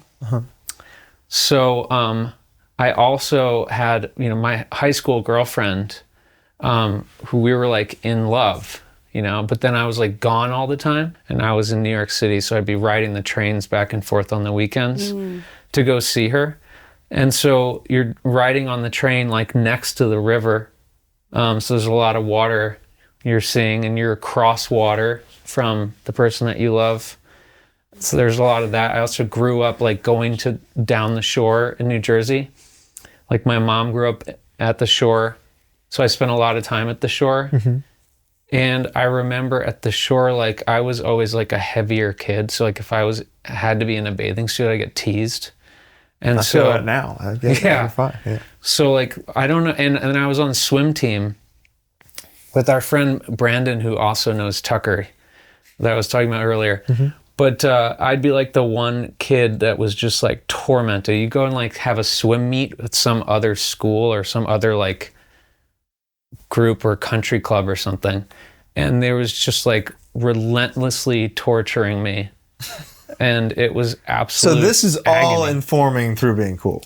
This is all that water. I don't know why the water emotions and whatnot is coming up. There's so much water. My life is changing so much at this point. Whereas we had just gone on tour. I left high school. My girlfriend was across the river. And I was also feeling like this fish out of water at NYU for the first year. Thank God Brian was also there, but he was in a different dorm. And he's very easily social, so he was like had fast friends and stuff. And I was just like this awkward kid. And so I think a lot of that stuff from when I was growing up, where I was ostracized for just being teased for looking different, it was something I couldn't change, but I was like brutally teased for it. So like that was an awful feeling that I don't think will ever go away. Sure. But so all of that was starting to come up again as I was also writing lyrics. And like I had only taken that poetry class like 2 years before Through Being Cool. So I was also like, and when you put the pen to the paper, sometimes like things start coming out. So like I didn't ever do therapy at this point. Years later, my band would force me into therapy because it was important. That's good. But the pen to paper thing was like starting to allow emotions to come through that had been building up for a long time. That's why some of the Saves the Day lyrics are so intense and so bleak. Digging out eyes, choking on that dirt. kind of thing, because it's like, you know, if you think like, I'm just want to tear my heart out, you know, just saying it kind of is a release. Yeah. So then I'm learning how to like put it into these images, and like I can let these emotions go through my pen. And so like a lot of stuff that was pent up from being just that one kid that happened to get teased, it was all coming out in those early lyrics. So I had a lot of like therapy that I was going through as I was writing those early records. It's a lot to get through, but it also provides this like catharsis finally. Like I could finally, and it was like fun to, writing the lyrics was fun. So it was like this incredible outlet where like powerful emotions were now released and going in a healthy way into the lyrics. And it wasn't until years later where people would be like, "Are you all right?" And I was like, "What do you mean?" Like, "Your lyrics are fucked up." Yeah. And I was like, "Holy shit." Like, You didn't realize? I didn't realize. And I mean, I'm an extremely oblivious person. And it's like weird to me that like I wasn't thinking about it. But you're connected to hardcore music where you can say whatever you want and it's fine. So are you even thinking about like, this isn't crazy to me? Or like the receptivity of it, like how people would receive it or think about it. And you listen to like Put on Terror now and it's like brutal. Like the lyrics are like brutal pain. Like agony. Yeah. So I love that about hardcore. It's like an expression of this like deep level of discontent. And or alienation or something, and unity through it's like joint alienation. Wouldn't that be nice? You know? Yeah. And then all my heroes were writing these sad songs too, like Ari Katz's lyrics from Lifetime, like extremely sad. And he seems like he might have been a little bit of a loner as well. And then Blake Schwarzenbach writing for Jawbreaker, his lyrics are like extremely sad, and you hear about some of the things that happened in his life, and you're like, damn. And he's like an incredible poet. I mean, I could never pray to write lyrics as good as Blake. So many lyrics. Yes, too. Prolific. Truly, so many. And then I know he's a controversial figure, but Morrissey at the time writing Smith's lyrics was like really incredible to me as well. And Morrissey solo. Morrissey solo as well, because I always reference this lyric, you know, if a 10-ton truck killed the both of us, to die by your side is such a heavenly way to die. Such a heavenly way to die. Yeah. I mean, what are we doing if not I don't know what else. You know? You couldn't write something better, in my opinion. And then I was also really into this Joni Mitchell album called Blue, and it's like really confessional. Lyrics are like very confessional. And they're like, they sound kind of like a journal, but they're very poetic. And her the way she stuck them into her melodies was so cool. So this is all kind of that's all the DNA, like the lyrical DNA of Saves the Day. Are you also writing the melody? Like, are you picking the the songs, this is stuff that you had already written. So how are you like sort of like fitting it to the melody? So I'd crowbar it in there, and I would write the riffs on an acoustic guitar, and then I would record it onto a cassette tape, and then I would drive around listening to the acoustic guitar, and I'd be writing, just riffing melodies on top of that as I'm driving around. Just humming. And then once I knew how the song went, then I would take the like lyrics from, or what were going to be lyrics from homework assignments or just journal writing, stream of consciousness. And I'd have all my favorite lines underlined, and then I would just like stick it in there. Interesting. So you were poetry turned into riffs, and that turned into songs. It was all like simultaneously happening. Very cool. In a parallel fashion, and then like all assembled together. Is there a song on Through Being Cool that provided kind of an individual aha moment of like, oh, this record is awesome? When we were in the studio, it was Holly Hawk's Forget Me Nots. I'm so glad you said that. It was just like, we put that song together, like we were finishing it, and we were just like, holy shit. That was literally the moment where Brian and I turned to each other and go, we have to take a year off school. Yeah. So we were like, we're going to be the biggest immediately band ever. We knew we're going to defer next year, and we're just going to tour. Yeah. Because we've been doing these, we did the Bane tour, then we were doing weekend shows, and we did the winter tour with Fast Break and Farside.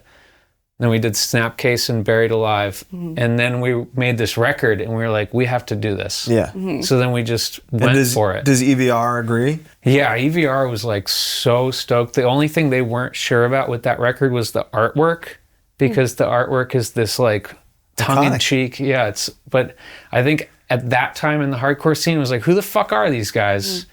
And I had nothing to do with it. I felt awkward even being there because I had like horrible acne that day because I had to be on steroids for my Crohn's disease, and my face was just fucked. And they couldn't even put enough makeup on me to make me look normal. I just was like, I don't know why I'm here, and this is so awkward. But two of the guys in the band were actual photographers, David Soloway and Brian Newman. They were photographers like academically. Wow. Like at school, they spent time, I would always go find them in the darkroom at our high school. And then they went on to do it in college as well. And these guys were like serious artists. They really were. And they're talking about like all their ideas for this next record. And they loved this guy, David LaChapelle, who had put together these incredible photo spreads that kind of looked like a movie still frame. And so they concocted this whole idea. So you were not part of the decision for the Couch album cover? Nope. I was just like, they just told me, you know, when are we going to be where? And I was just in agony, just didn't want to be looked at all that day. And it was like, couldn't have been a worse day for that. Yeah, that just like kind of describes the record too. Absolutely. It's like that emotion is in the photo. Absolutely. Yeah. And just so much of the inner just like struggle was like in the music, but also like you had noticed earlier, like there's so much joy from this like adventure of touring for the first time. And there's all this excitement about how life is suddenly new. Yeah. And that's also in the record. Shoulder to the Wheel. The single is like, hey, if I could pick another song, it would be Shoulder to the Wheel. We knew like this is different and this is cool. So we got asked to be on a compilation. I think it was something out of Long Island. I can't remember. But we got asked to be part of this compilation, and we did a new song for it, and it was Shoulder to the Wheel. And so we got to record that song way before we made the record, and it was like, it was really cool. I mean, it was like, this is different than Can't Slow Down. Yeah. And it was more of like, yeah. And it was like pop rock. And there's a funny story about why it's mid-tempo as well. So there's like a couple songs on Can't Slow Down, like Always 10 Feet Tall, and The Choke, and like the outro of Houses and Billboards. And they're like slower, mid-tempo. And when we went on tour with Bane, the guys in the band, we came home and the guys were like, dude, we don't want to play this fast shit anymore. Like, we like it when it's mid-tempo. Like that, it feels good when it's mid-tempo. Please stop writing fast songs. Wow. They like sat me down at the dinner table. And is this Brian? Because this mostly... Brian, I don't think Brian spearheaded this. I think he's the only one it was the string player. What? And they were like, dude, I don't want to mute so fast anymore. And I was like, what are you talking about? But at the same time, I was like, well, I loved the choke and Always 10 Feet Tall. Yeah. And there's like the beginning of Sometimes New Jersey's like really groovy riff. And I was like, well, I mean, I love Jawbreaker. I love Hot Water Music. And at that time, we had also gotten into the Foo Fighters record, Color and the Shape, and then the Refused record, The Shape of Punk to Come. And we were blasting those records on tour. And so like the mid-tempo thing was starting to be more of what we actually listened to in the van, which is probably partially why those guys were like, slow down, ironically. And so then when we did Shoulder to the Wheel, that was part of this new like mid-tempo thing. Okay, let's try it. And it was like really cool. Yeah. And the guys liked it a lot. And I liked it more. And then it was like, for Through Being Cool, well, we still need a couple fast songs because like we can't just have no fast songs. But right away the band was evolving by leaps and bounds, and like some of the guys in the band were aware that would alienate people. And so I wrote You Vandal, and then the guitar player Ted and I wrote the second fast song on the record, Do You Know What I Love the Most? He came up with these riffs, and then I wrote the rest of it. And those two songs are kind of like the futuristic version of Can't Slow Down songs. Wow. So they're still fast, but... And these are the guys who stayed in the band after the Can't Slow Down touring cycle? So you're kind of wanting to make them happy. Ted, who joined for Through Being Cool, he was our roadie on the Bane tour. Nice. So he was our guitar tech on the Bane tour, but then the guitar player threatened to quit somewhere in Indianapolis. He's like, I'm flying home. And I was like, Ted, let's learn these songs. So Ted started to learn to play the songs, and that's how Ted became the guitar player. Crazy. So then we also had our friend David Soloway join, and he joined after Can't Slow Down. He joined for Through Being Cool as well. So we got kind of a brand new lineup. It was just me and Brian. And then Eben had joined, because we poached Eben so bad. You can't do this, but when you have somebody like Eben D'Amico just like right there, you gotta text him on AIM or whatever. I messaged him on AIM. I was like, will you join our band? What was his screen name? I forget. I wish I remembered, but I remember writing him in my dorm at NYU. And he's like, yeah, let me get back to you. And he talked to his girlfriend. She was like, you got to do it. He was in this band called Yearly that we used to play shows with. And they after Eben left, became the Strider. Emo stuff. Yeah, off my radar. Yeah. But yeah, then we had that lineup. And that lineup was the same for the next record, Stay What You Are. Which was the first time. And is that the... I think it's the only time Saves the Day had the same lineup. Because after that, it would either be like a new drummer, new bass player, new guitar player, like coming and going. So you mentioned the discomfort of just taking the album cover photo alone. Shoulder to the Wheel had a music video. Yes. How was that experience for you for the first time? Well, they had a good idea to do that. They hired the guy, Darren, I forget his last name, I'm sorry, but he did the Blink-182 video for Damn It. And Equal Vision said, we know this guy Darren, and he did this cool video for Blink-182. And I liked that song, Damn It. I didn't have the album, but I liked that song. And so I was like, really? We get to make a music video with that guy? Like, that's so cool. But they had a good idea to do it. They said, let's just throw a house party and play like with all of our friends. And that was a setting that was very familiar to us. Like, those were the shows that we played before we like blew up. We played that exact room like crammed full of our friends. So you're comfortable in there. Yeah. And we're just having a fun time. All this stuff, there's like scenes of me out in the car and whatnot. I was definitely nervous for all that, but the director was so nice. The whole team was so nice. And they were like, just lean your head against the window or something. I was like... And you're still just singing at this point? Still just singing at that point, yeah. Do you consider Saves the Day at this time pop punk? No, at that time, the word emo was being tossed around. So at first on Can't Slow Down and the demo, people referred to us as New Jersey melodic hardcore. Right. Okay. In the vein of Mouthpiece and Lifetime. On this, we actually just found this flyer for We the should show. give the shout out to Maxine. To Maxine from New Jersey. Thank who you, found Maxine. this flyer. Here it is. H2O. Yeah. 25 to life. Yeah. 10-yard fret ensigns. Saves the day. X Mouthpiece. X Mouthpiece. Holy mackerel. That's absolutely incredible. 25 to life. What are your thoughts on 25 to life? Dude, such legends. The thing was, like, Rick would be out there Yeah. selling a bootleg version of your demo or your album for cheaper than you were. Yeah. And you're like, come on, Rick. He's like, what do you want from me?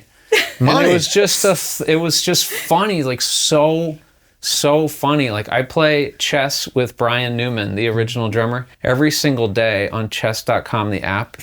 And my little picture for the avatar is Rick to life. Wow. Yeah. That's a guy that most so people cool. would not even know is on your radar. Yeah. It turns out you're a huge He's fan. he's like just such a character He's at a every mythical show. guy. Yeah. Yeah. Truly. Out of his fucking mind now. Have you seen the Rick to Life on a Horse? Of course. Yeah, it's The crucial. URL, check it out. It's ricktolifeonahorse.com. Change your life. So I asked that because as time has passed, pop punk just kind of is what it is. And now, with the benefit of hindsight, Through Being Cool is like the reign in blood of pop punk. Really? Yeah, to me. I wouldn't To Britty. think... I know. I'm a pop punk, or I guess an emo truther. I don't know. I just it is what it is. I it get for that. sure is. I totally get loved. You know, it's when you hear a pop punk band, it's going to sound more like Saves the Day or Through Being Cool than. It depends. I mean, I I totally think get there's so that. many different subgenres. Colin's having a hard time with this. I like That's that, true. though. I think it This could be... isn't my world, you know. Yeah. So it's like Yeah. I think I get to be more objective. No, you probably do. Back up and go. It's This political. is pop punk. It's It a is little political It here is. because I mean, we've got big feelings on what emo is. I mean, there's the classic was started in DC comment that people get, you know. But that was when they stopped playing fast. No, for Right. sure. Saves the Day is playing fast. No, still playing fast. Still playing fast. It's still punk in a pop way. Well, and I would even contend that the Blink-182 self-title is an emo record. So, I mean, Then there you we're go. getting a little mixed up here. So you're but saying I'm right. you might be right. Well, it's also where things are starting to cross over and cross-pollinate a little bit. Yeah. And that's an exciting time. It's like, I remember when some of the hardcore bands started to become melodic. And like, I remember when Brian told me that he had seen H2O at the Princeton Arts Council, and he was like so stoked because they were singing these amazing melodies. And he's like, they come out and sing this like 5-part harmony, or that's what he said, to start the set. And then I absolutely fell in love with that H2O record. And that makes sense because I liked Lifetime and I liked Gorilla Biscuits. Sure. Yeah, and even stuff like on the edge of like screaming, like Refused is like really melodic. Yeah. But Refused is one of those cool bands where they're like in between things. Yeah, I wouldn't. Yeah. I don't know that I would call. I would call that more kind of post-hardcore. They're kind of and they're also kind of their own thing, I feel like. Yeah. Have you kept up with are you aware of Saves the Day's influence on what has become of modern day pop punk? So I meet bands that say they started their band because of Saves the Day, and it's really cool. It's usually bands that are like hardcore adjacent or like emo. Yeah. And I haven't met that many pop punk bands that are like Through Being Cool, but I'm probably just not traveling in the right circles.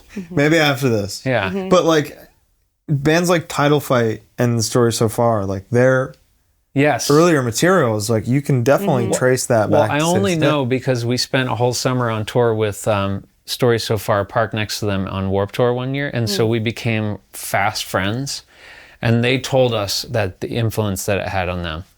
But I don't know if I heard their music like out in the wild if I would have thought that. I would have. I do.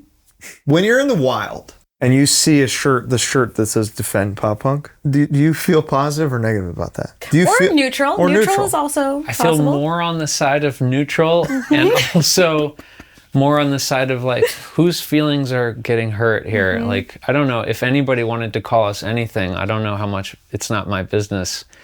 But like, I was also an early adopter of the label emo because of where I knew where it was coming from. And like the first, You're down with that.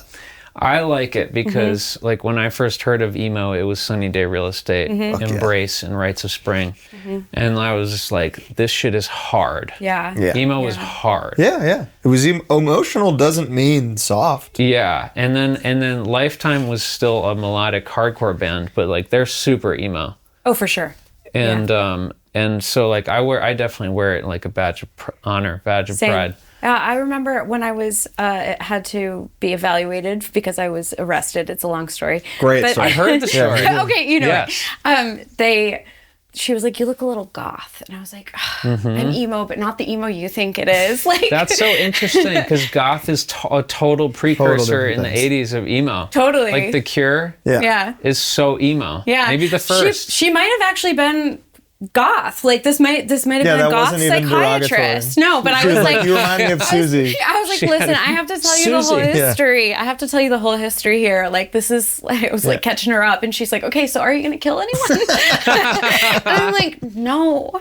But yeah, no, I can kind of understand like you can either be like a truther, or also I think like you can sort of be a little bit of both. Like we then don't have to exist My in one Chem box. is like a total crossover. For sure, yeah. They're kind of like gothy. They're now they're the slayer of emo. You know, some would say.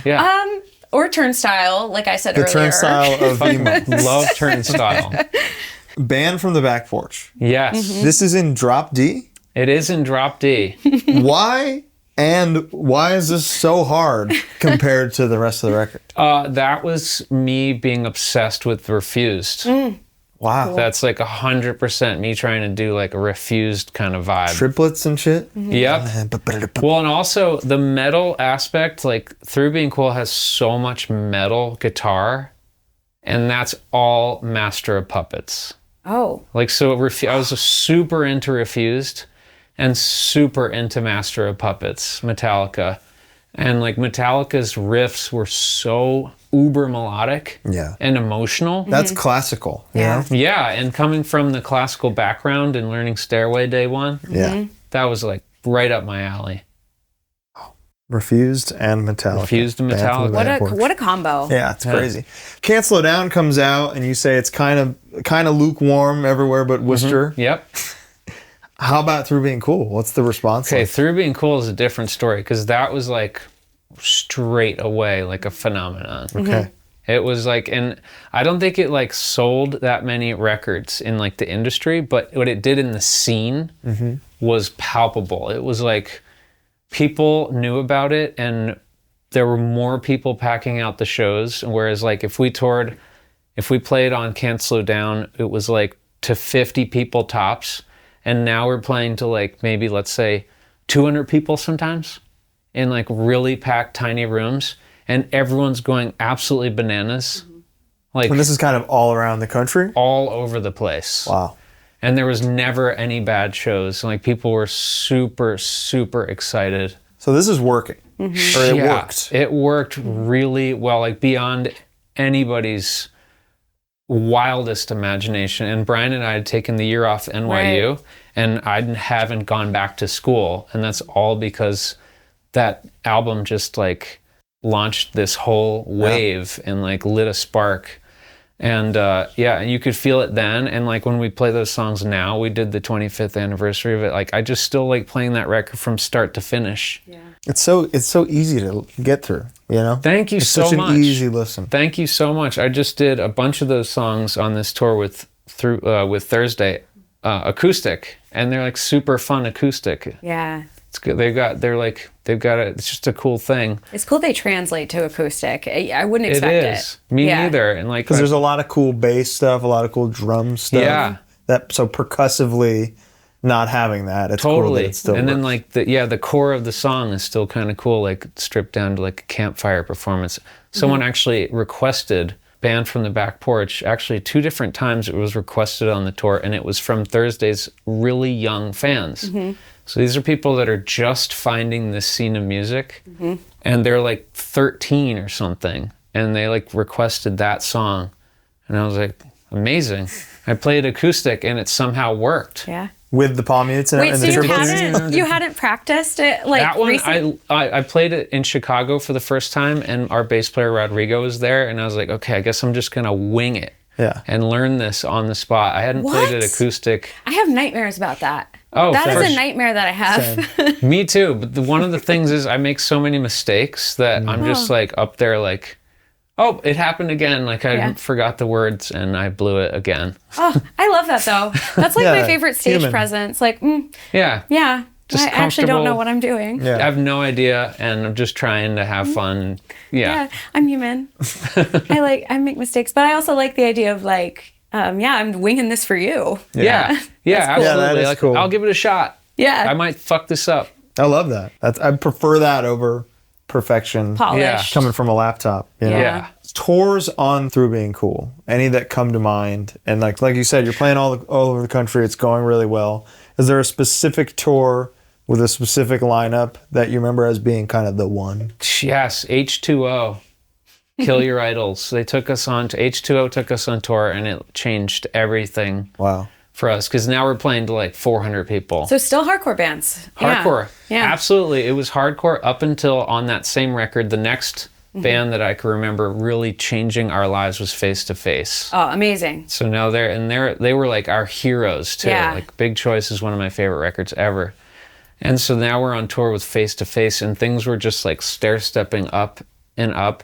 And by that time, when we were on tour with Face to Face, they were really good at finding young bands that were cool and happening and bringing them all together. So now we're on tour with Alkaline Trio, and we're on tour with Newfound Glory, and we're on tour with Hot Rod Circuit, and all these bands that eventually would become the Vagrant Records thing. Yeah, big time. That scene is starting to come together. And oddly enough, on one of the Face to Face tours, they brought out as an opener this little band, Sum 41. Oh. And like, there's no way you could predict that 6 months later they'd be on TRL. Yeah. Because we were like, this is wild. They're rapping, they're getting out from behind the drum kit and all coming in front and doing this coordinated dance thing. And coming from the scene of hardcore, that wouldn't work. It was like, we had no idea what we were witnessing. Yeah. But then the masses enjoyed that thoroughly. And I'll tell you what, I think it's that song Split Lip or something like that. Is it Fat Lip? Yeah, I heard that recently because my wife likes that stuff a lot. So I'll hear it and I'll be like, that song's catchy. Yeah, it's a catchy you can song. see why they got over. The first stark difference in the tone of your voice comes on Stay What You Are.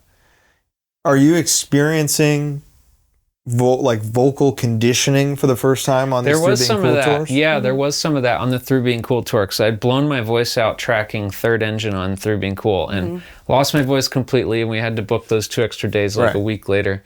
And so that was starting to become an issue, and I had to learn how to warm up and everything and take care of my voice a little bit. Oh, another band, this is kind of related, that changed our lives touring on Through Being Cool, but they're not the guys to learn how to sing from, was Hot Water Music. Yeah. Oh, why not? Why not? Because they shred their vocals, and I don't know how they can do it. And they still produce it every night. Every night. Yeah. And they changed our lives, the sweetest guys ever, and taught us how to like treat other bands on tour. Aww. So then we went on tour with some of the other bigger bands, and they weren't as cool as Hot Water. You were like, okay, there's a specific difference. Yeah. And then you remember, I still have Hot Water Music. I still know what I can be. We were always like that, you know? That's awesome. But meanwhile, I was having trouble with my voice, and that was an awful feeling. Any singer that struggled. It's a big problem for me. Yeah. You were talking about maybe that one time when you were recording and you couldn't get it back to where... whole album. I mean, that is absolute agony. That's like my stress stream. Mine too. Yeah. And I think the stress causes it. Yeah, it really does. The like being so pent up and tight because there's so much tension. Yeah. And then when you're singing, it's tighter and whatnot. So I had to learn a lot. I had to learn a lot of techniques to try to take care of it. And so, but also that final few days of Through Being Cool when I discovered the Beatles. Yeah. that changed my life too, because then all of a sudden the melodies that are like floating into my head are like more intricate. And so now I'm going to have to figure out how to sing that. Yeah, big time. Like so technique. So you having to drop the key? We started to drop the key once we put out Stay What You Are, and we had some success, and they asked us to play TV shows. And I went up there scared out of my mind that like something was going to happen with my voice. So the first time we played at this Craig Kilborn show, and that was in standard tuning, and it was like I was stressed out the whole day. Yeah. So then when we got asked to do Conan, that's the first time we ever tuned down a half step. Would you it was way better. Really? Yeah. And do you do that to this day? I still sing. Yeah, we tune down to E flat now, and even some songs I'll still write in standard, record in standard, and nail the take for like the take that's going to go out into the world. I think Bad Religion's live tuning is deep. There's no rules. You know? Yeah, totally. I was doing that on the acoustic tour. Like one night it would be a little hard, and I was like, wait, nobody else is here. I could just change the key. It does trick the brain a little bit sometimes. It totally does. Because it's so much muscle memory. So much muscle memory. And I'm like a crazy person at home, like taking care of my voice, singing the same song I've sung 1,000 times for a million more times, you know? And then, so when something changes like that, all of a sudden I can't remember the words. Yeah. Well, that makes sense why sometimes you forget the words on the acoustic. Yes, exactly. Change one little circumstance. So through Being Cool, you look at positively, and even with despite the darkness and intensity of the lyrics, that's something that took time to even click with you. That's a positive experience for you? 100%. Super, super positive. And touring on it was like so much fun. So things are going up. You're looking, You're not going back to NYU. Right. Not going back to NYU. And then Vagrant Records called us the first day Through Being Cool was out and said, we want to sign you guys. And so that started like this whole experience of meeting different labels, and then a lot of labels would be like, you guys are going to be the next Blink-182, or you're going to be this, or you're going to be that. But Vagrant was a logical step from Equal Vision because it felt more family like oriented. Yeah, when you look at the discographies and the time, it like almost feels like a sidestep with more money. 100%. Which is good. That's exactly what it was. It was a comfortable step for us. And all these bands that we had been on tour with, like, there was this little scene forming, like a bunch of the bands we played the Crazy Fest dates with, they were now like getting swooped up by Vagrant Records, like the Get Up Kids and stuff like that. And also another guy I had met along the way was in this band Further Seems Forever. He started a project called Dashboard Confessional. Now Chris... I love you just pretending like we don't know who that is. Chris is like swept up into this whole scene, and that's all starting. So that was all happening for us during the Through Being Cool touring, and for everybody else wherever they were. And it was all happening at once. Right. Yeah, I think the Vagrant, looking back, it's like, it explodes when you get there. Yeah, it's happening all with these bands get there at the same time. Yeah. Because, I mean, Rich Egan just had his ear to the ground, and John Cohen, they just knew what they were doing over there, and boom, voila. Good. Before Stay What You Are, in 2000, you recorded a song for a comp called Sell My Old Clothes, I'm Off to Heaven. Yes, with Steve Evetts. This guy's favorite Saves the Day song. No way. Yeah. Amazing. My niece's favorite Saves the Day song that's as so well. Cool. Yes. That's so Bo cool. and Britty's niece absolutely love this song. I covered the song as well. That is true. That's so cool. That's love true. that song. Yeah. That was the second song I was playing on this Thursday run every night. How'd that go? Awesome. It's like really cool acoustic. People know that. People love that one. People love it. Good song. And it's a song I don't always get to sing when the band comes through. We don't always do it. So I was able to ask people, like, who's seen Saves the Day before? And then I'd say, I'm going to sing a special song for you that don't always get to do with the band. But and they shriek and scream. People were stoked. Yeah, it's fun. Good. So it's kind of a whirlwind of success. Vagrant comes calling. You decide that's the move. And now it's time for Stay What You Are. Yes. And you really can slow down after all, let me tell you. No, this no more fast stuff. And you're okay with that? You're at peace with that? Oh, yeah. Yeah. I was so into the Beatles at this point that it was like, that's like, I was writing just my dream songs. Like Beatles mania was happening, and that's interesting. I would have assumed that it was like In Reverie moment was the Beatles. Right. I was even deeper in. Okay. But then also getting into Elliott Smith and Beach Boys and whatnot. Oh. So, and Pixies, oddly enough, for amazing. In Reverie. So like a lot more of the background vocals and different instrumentation. Cool. Okay, but you're already into it for Say What You Are. Super obsessed with the Beatles, yeah. Does the growth feel like rapid at the time? Like, is it scary, or is it just like, man, this is awesome? It was totally awesome, and we were all just having so much fun with it. And like as a band, we were so stoked and very adventurous. And no one was like holding me back as a songwriter. They were just like into it. And so much of that is Brian Newman. He's just like such a champion of my songwriting, and he always has been. And like, I mean, he's like really the reason that my life is what it is. Yeah, he was like a turning point for you. He 100%. I mean, he's a real burning joint for you. Yeah, he's like he was just always like urging me onward. You know, and like, and you guys are still close today. Yeah, we still play chess. Every chess.com. Yes. And who wins? He wins every time. I beat him once. Hey, huge. And I love that you keep trying. Yeah. Oh yeah.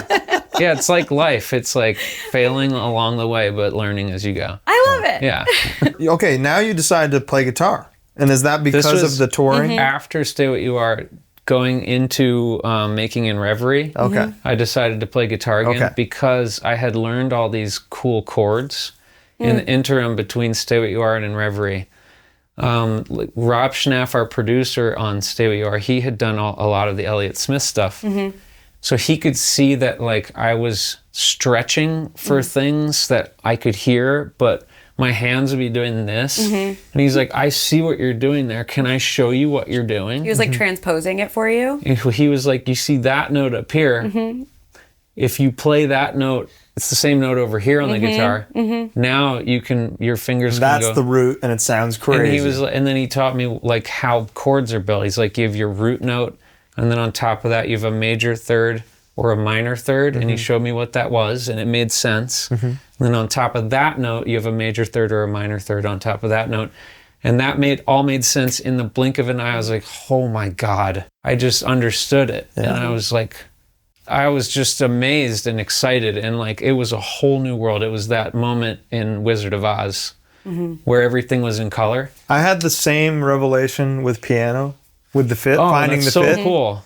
Because it's always twinkle, twinkle. Oh, cool. I'm going to go home and check that out. The fifth is always the second twinkle. Oh, I like that. And then you do the third or the fourth from there. Oh, neat. And it blew my mind. It was like, I can do, this is my domain now. You totally just blew my mind. It's crazy. Dude, give thanks, it a shot, man. That's so sick. This record opens with a song called At Your Funeral. Yes. Masterpiece. Thank you. Of course. Verse, mini chorus, verse, chorus, verse, double chorus. Yes. Done. Yes.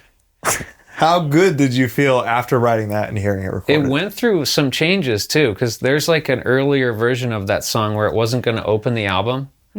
And it was like madness. It was like slightly different how it was arranged. And then we got to that point along the way, because we spent a long time demoing that album. Because at first we thought we were ready to go with the record, and we called up Steve Evetts, and he was like off in Brazil with Sepultura. Oh, cool. And we were like, sick, dude, but like, when can we record? And he's like, it's not going to be for like 6 months or something. And he had to do like Hatebreed or something else. Classic. And so we were like, well, we're like ready to go right now. So that's the reason Steve didn't do this record, essentially? Yes. Wow. Otherwise, never would have not worked with Steve. Wow. He was a double negative. And so because of that, though, and the label Vagrant was stoked, and they were like itching to go too, they're like, let's start talking to other producers. And so we went through this thing of listening to other producers and meeting other producers. And I liked some of the producers along the way, but I didn't click with any of them until we met with Rob Schnapf. And I had heard Elliott Smith in the van because the guys, Brian and David, really liked Elliott Smith, and our friend PJ, who would drive around with us, They loved Elliott Smith. And so we would be playing Elliott Smith in the van all the time. And I liked it. But I wasn't like as obsessed with it as they were. Years later, I would totally fall in love with it. Mm-hmm. But that's why those guys were excited to meet Rob Schnapf. Okay. And when Rob Schnapf came up on a list, they're like, holy shit, he's the guy that discovered Elliott Smith. We have to go meet him. And then when we met him, it was a really funny story because he'd been out all night the night before with Guided by Voices, and he was like the most hungover human you've ever met in your life. And he was just looking at us like this, like, I think he had sunglasses on like up to here. So he was seeing you, but he wasn't seeing you. And we were like little kids to him. Mm-hmm. But he told me later, I got on the phone with him, he told me later, he said, I was interested in working with you because I listened to the first 2 records and I was amazed by how much you grew from the first album to the second album. Mm-hmm. Wow. And then he heard the demos for Stay Where You Are and he said, I hear what you're doing. And he immediately started talking to me about guitar over the phone. And he was telling me about this jazz guitar player. I want to say Pat Metheny. That's might not even be a real name. It might not be the right person. But it's this guy who learned jazz, had an accident or surgery or something, forgot his memories, forgot how to play guitar, and then like relearned guitar. And when he relearned guitar, he figured out that he could play every single chord without moving his hands, just by changing 1 half note at a time. And Rob was telling me this over the phone, and this is before he showed me that major third, minor third, minor third. And but because he could already tell that I was growing exponentially, but he knew I was like this kid coming out of punk rock and hardcore, and I didn't know what I was doing, and so he could see this potential, and so then we picked him to work with, and that was like another life-changing experience. But long story long. Along the course of many months of finding a new producer, the songs went through many changes. So what was the original composition of that? How was At Your Funeral different? I have a version of it, and I think it's actually coming out on the like 25th anniversary. There's like demos of the earlier versions of the songs and different songs and stuff. I want to say it started with drums, maybe even. And it wasn't like that. I feel like that would be like an alternate universe, you know? It's very much an alternate universe version of the song. Yeah. And then we were like, I mean, to be perfectly frank, we were smoking a lot of pot at this point. Pot. And like my mom thought that we had a vase in the basement. And she was telling her friends about this crazy vase she found one day. And they're like, Erminy, that's a bomb. Was she sickened? So, no, she laughed. She was like, I thought that was the funniest thing. Because she let us hang out in the basement and like be ourselves and stuff. And it was a safe environment. And like, you know, years later, this would be considered a legal activity by legal age. She was a judge, so. Yeah. She was a judge. But everything was fine. Yeah. But we really influenced Stay What You Are. So, yes, like starting with Through Being Cool, there was a lot of that happening. And then, you know, I mean, just like being totally honest. Yeah. You know, smoking a lot of pot and playing guitar was like very fun to do. Sure. And I was definitely doing that all the time. Okay. And then we also got into psychedelics and stuff. And so it was like, you're getting in your later Beatles bag here. The later Beatles bag. And so things were expanding and growing exponentially. And it was like, we were just all on this wavelength together, growing. And we'd have some like fun night and then we'd go play the song again and there'd be a bunch more delay on the guitar. Stuff like that. Now, the tone of your voice changing, is this intentional in the beginning, or is this something that naturally occurs through touring? That was all totally just along the way of like growing as a live singer. My voice was changing. The melodies were more complex, so I was trying to hit the notes differently. And that was all a natural progression all the way through In Reverie, where people think my voice changed a lot. That was all a very natural progression for me. And I didn't ever really think about it until In Reverie came out, and people were like, whoa, you sound way different. And I was like, huh, it does sound very different. It happens, though. If you listen to any singer, especially in hardcore and metal, where you start more aggressive because you don't know what you're doing, the more you figure out what to do, you lose some of the like teenage luster. And I was feeling differently. So I'd been like, I was growing just as a human being in my consciousness and ever so slightly more mature and less angsty. And that was going to wind up being a fucking 100-year journey as well. But at this point in time, there was no angst in me at all. So I was floating on cloud 9. And so the singing is just like, I'm on cloud 9. Yeah. So. This Stay What You Are still sits as your essential album on Apple Music. It's the top it's the top of your popular releases on Spotify. I'd have to agree with that.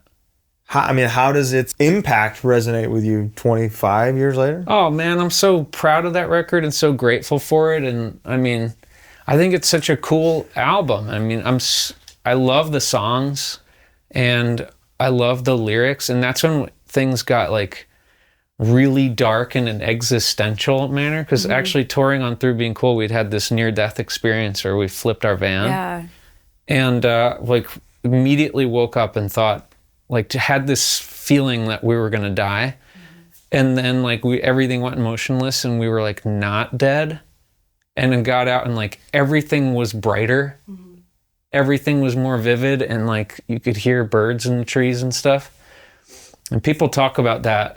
But that was a real thing where I've been feeling that all month. Totally. Yeah. Like things can just disappear, and it makes life very precious, and it's also super scary. And so it was like I went from writing songs about my girlfriend being across the river to then just being like on the other side of the edge of like life and death, and like it just puts life in perspective. And I was just scared and writing about it. And so Stay What You Are is also like super dark in a new way. Yeah. And then that would be a whole other journey that like I'm still on, just moment to moment. Yeah. Just white knuckling life, just as I think we all do. Yeah, of course. You have to, that's how you live. That's just living and learning. Human existence. How do you compare Chris Conley today to the 20-year-old guy on Stay What You Are? Oh man, I love that guy so much. I miss him too, because he was like innocent. And but like there was so much in store for him that he was just not prepared for. He was just not prepared for that experience, like post Stay What You Are, and then going into In Reverie. And I didn't realize how psychologically fucked up I was until my band recognized it. This was when we were touring on In Reverie, because you could see it clearly in the lyrics. Like I was just out there on tour with Thursday all by myself with the guitar and the words, and I was like, this is the darkest shit this is so scary. These words are so scary. And so I kind of like, for self-care, like have to care for myself in the moment and like give myself a break. Like I don't know what's going on like everybody else. Today. Yeah, I mean, it's like daily struggle, like daily effort to just try to like, just keep moving through life, and you know, hoping to like make it better, and then better for others and everything. But my band recognized I was like fucked up, like super fucked up. Like we started to get huge, and all of a sudden you're like on television, and I don't want to even be seen by my friends, you know, and I'm like, I don't want to look at myself in the mirror. And then we were starting to do these huge tours with like Weezer that's the first time we went in an arena. And then we went on tour with Green Day and Blink-182, and that was like that's as big as it gets. Biggest tour ever of that summer. And that was like so cool because the bands were so cool to us, and those shows were really good. And thankfully at that time I had gotten my like chemistry a little better, because I had to be on all this medicine for Crohn's disease that was like really fucking me up. And we didn't realize until after the fact that some of these medicines can like really mess your brain up. Like steroids and stuff. It's like, I don't know if you've ever been on them, but it can be like... Yeah, they make you totally a different person sometimes. Brutal, yeah. When I was in 4th grade, I had to take them, and I gained like 45 pounds in 3 days. I ate 12 cans of Chef Boyardee beefaroni in 2 days, and I was a different person. So stay away from Chef Boyardee beefaroni. And anxious, too. They can make you incredibly anxious. Yeah, I was like just shattered, like a shattered piece of glass, but trying to keep myself together. And then having to go and play these huge shows. And it was the Weezer tour really was hard because I was on this medicine that was really messing me up. I didn't know what was going on, but I had to stay in my bunk all day long in this dark, like coffin-like space all day long. And then I had to go out on stage, and I dreaded it so much, just being in front of people and like... Wow. And you're at the pinnacle of what you're trying to do. Like success. We're in an arena. And you're miserable? I'm absolutely miserable. And at that time, Brian had left the band. That's tough. So he was kind of like your person. He was my guy. Yeah. And without Brian, it was like really lonely for a long time.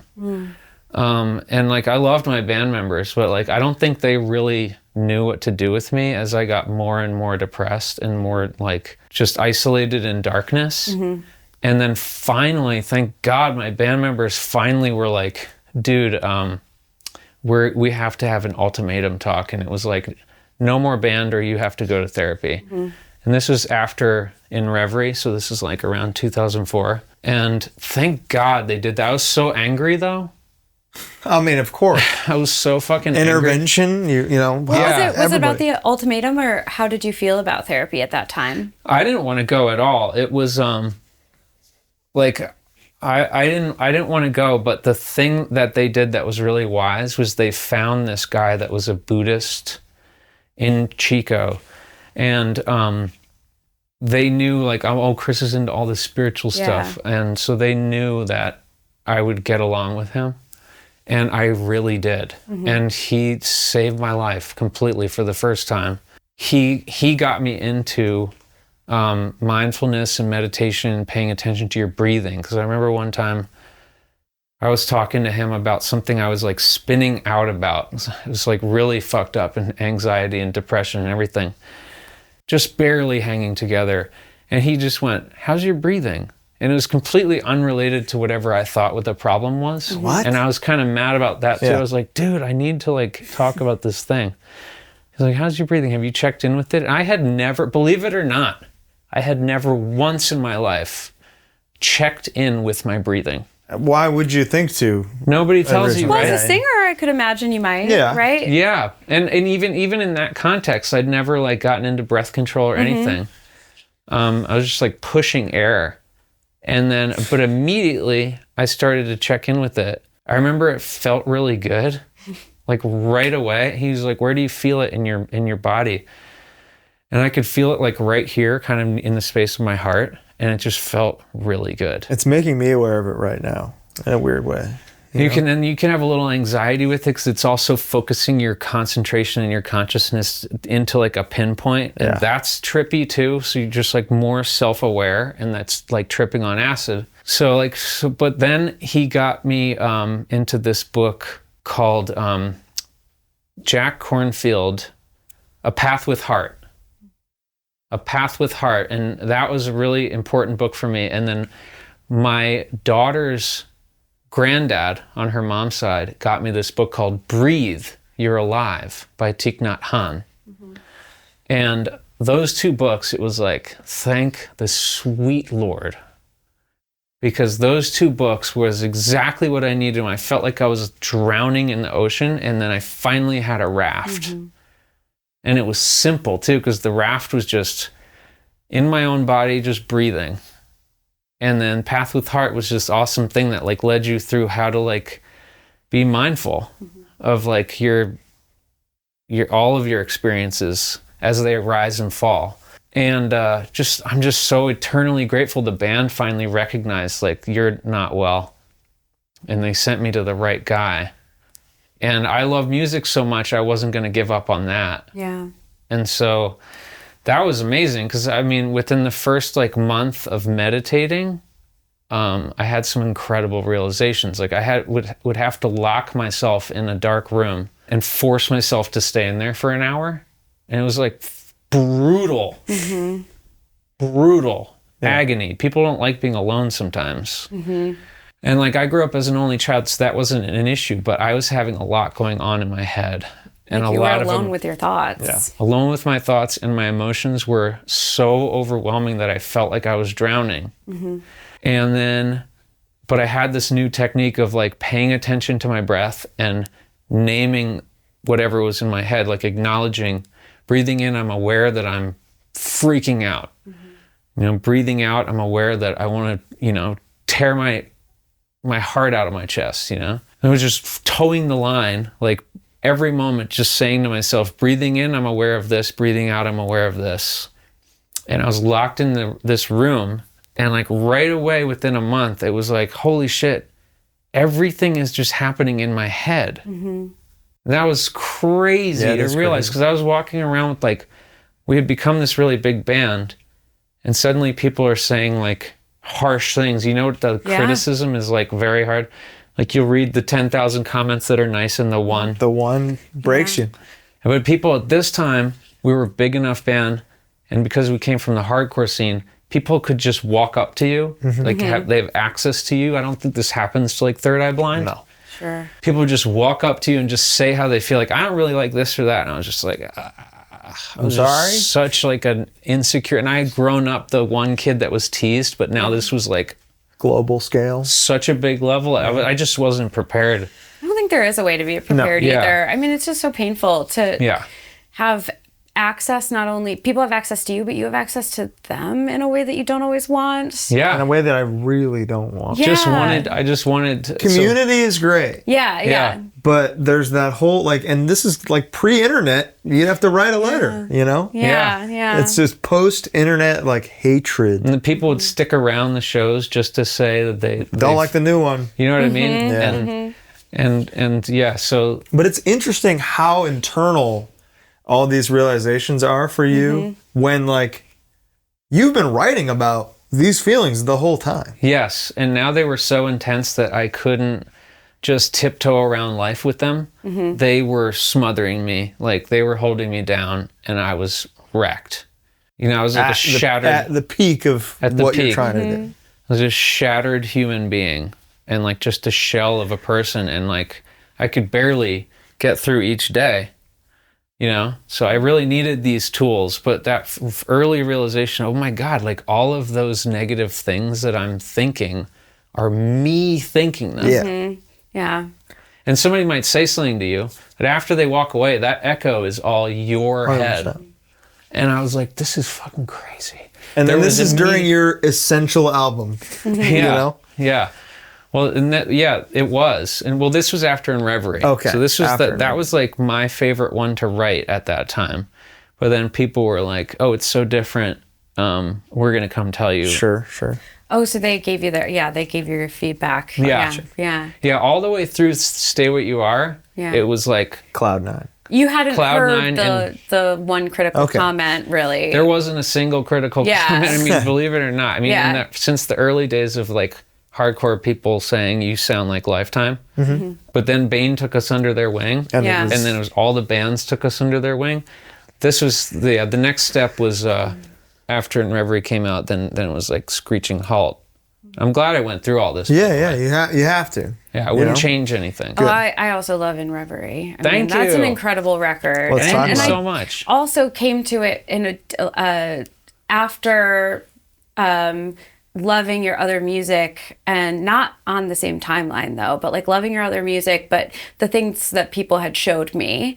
So starting with like Can't Slow Down and so on, and then came to In Reverie. Initially I was like, yeah, I like it. But it's different. It is different. And now I think it's probably one of my favorites. Oh, that's so cool. Like, I feel like it is one of those records, and every band Worth Anything has this record where things change so much that people initially view it one way, and then over time there's a group of people that are like, wait, that's actually some of their best material, like one of my favorites. I feel like that's true for a lot of incredible bands that have longevity, and I've seen that for In Reverie. A lot of people love that record. As soon as you said that, I thought of like all these examples of bands that I love that did that too. Yeah. Like I was standing in line for Dear You, and took time off of high school to go stand in line, and I didn't like it at first, but 6 months later, favorite record. And now everybody loves that record. Yeah. Yeah. Yeah, and I also think it's such a testament to the importance of like keeping on going. 100%. Yeah, and that was Rob Schnapf, because I remember when the album first came out, the first week, Dreamworks had bought the album from Vagrant, right? We made it for Vagrant, but Dreamworks came in and bought it. And the first week they put it out, the radio directors at the time said, we love the band, but this album doesn't fit the format, so let's hear the next one. And this is like a week after it came out. This was, right? Yeah, so the album came out on a Tuesday, and I got that call on Friday. And I was just like, and then the A&R guy, Luke Wood, was How like, do you not lose your mind? You know? He's like, I think we need to start thinking about the next album. And in my mind, I was just so excited about this new album. And so it was definitely just a crushing blow. But at the same time, then I got to go through all of these changes that were eventually going to be so important that, you know, if I just continued to like soar into the clouds, I don't know if life would feel so real or something. It hadn't been so hard fought, my peace of mind, which I'm very grateful for. Like, I feel like I can trust it. In Reverie, like you mentioned, Dreamworks buys it from Vagrant. So you're now working with a literal major label for the first time. Yeah. How is that experience, at least in the beginning? It was amazing, and it was short-lived because they came in when we were mixing the album, because Rob Schnapf was like, these songs are really, really cool. This is like a different level of music. We should really have some labels come in and check it out, just see what they say. And all these labels started to come in, and they all flipped out over the band. I mean, we were a big band at that time, and it's, you know, it sounds like it's a well-done record.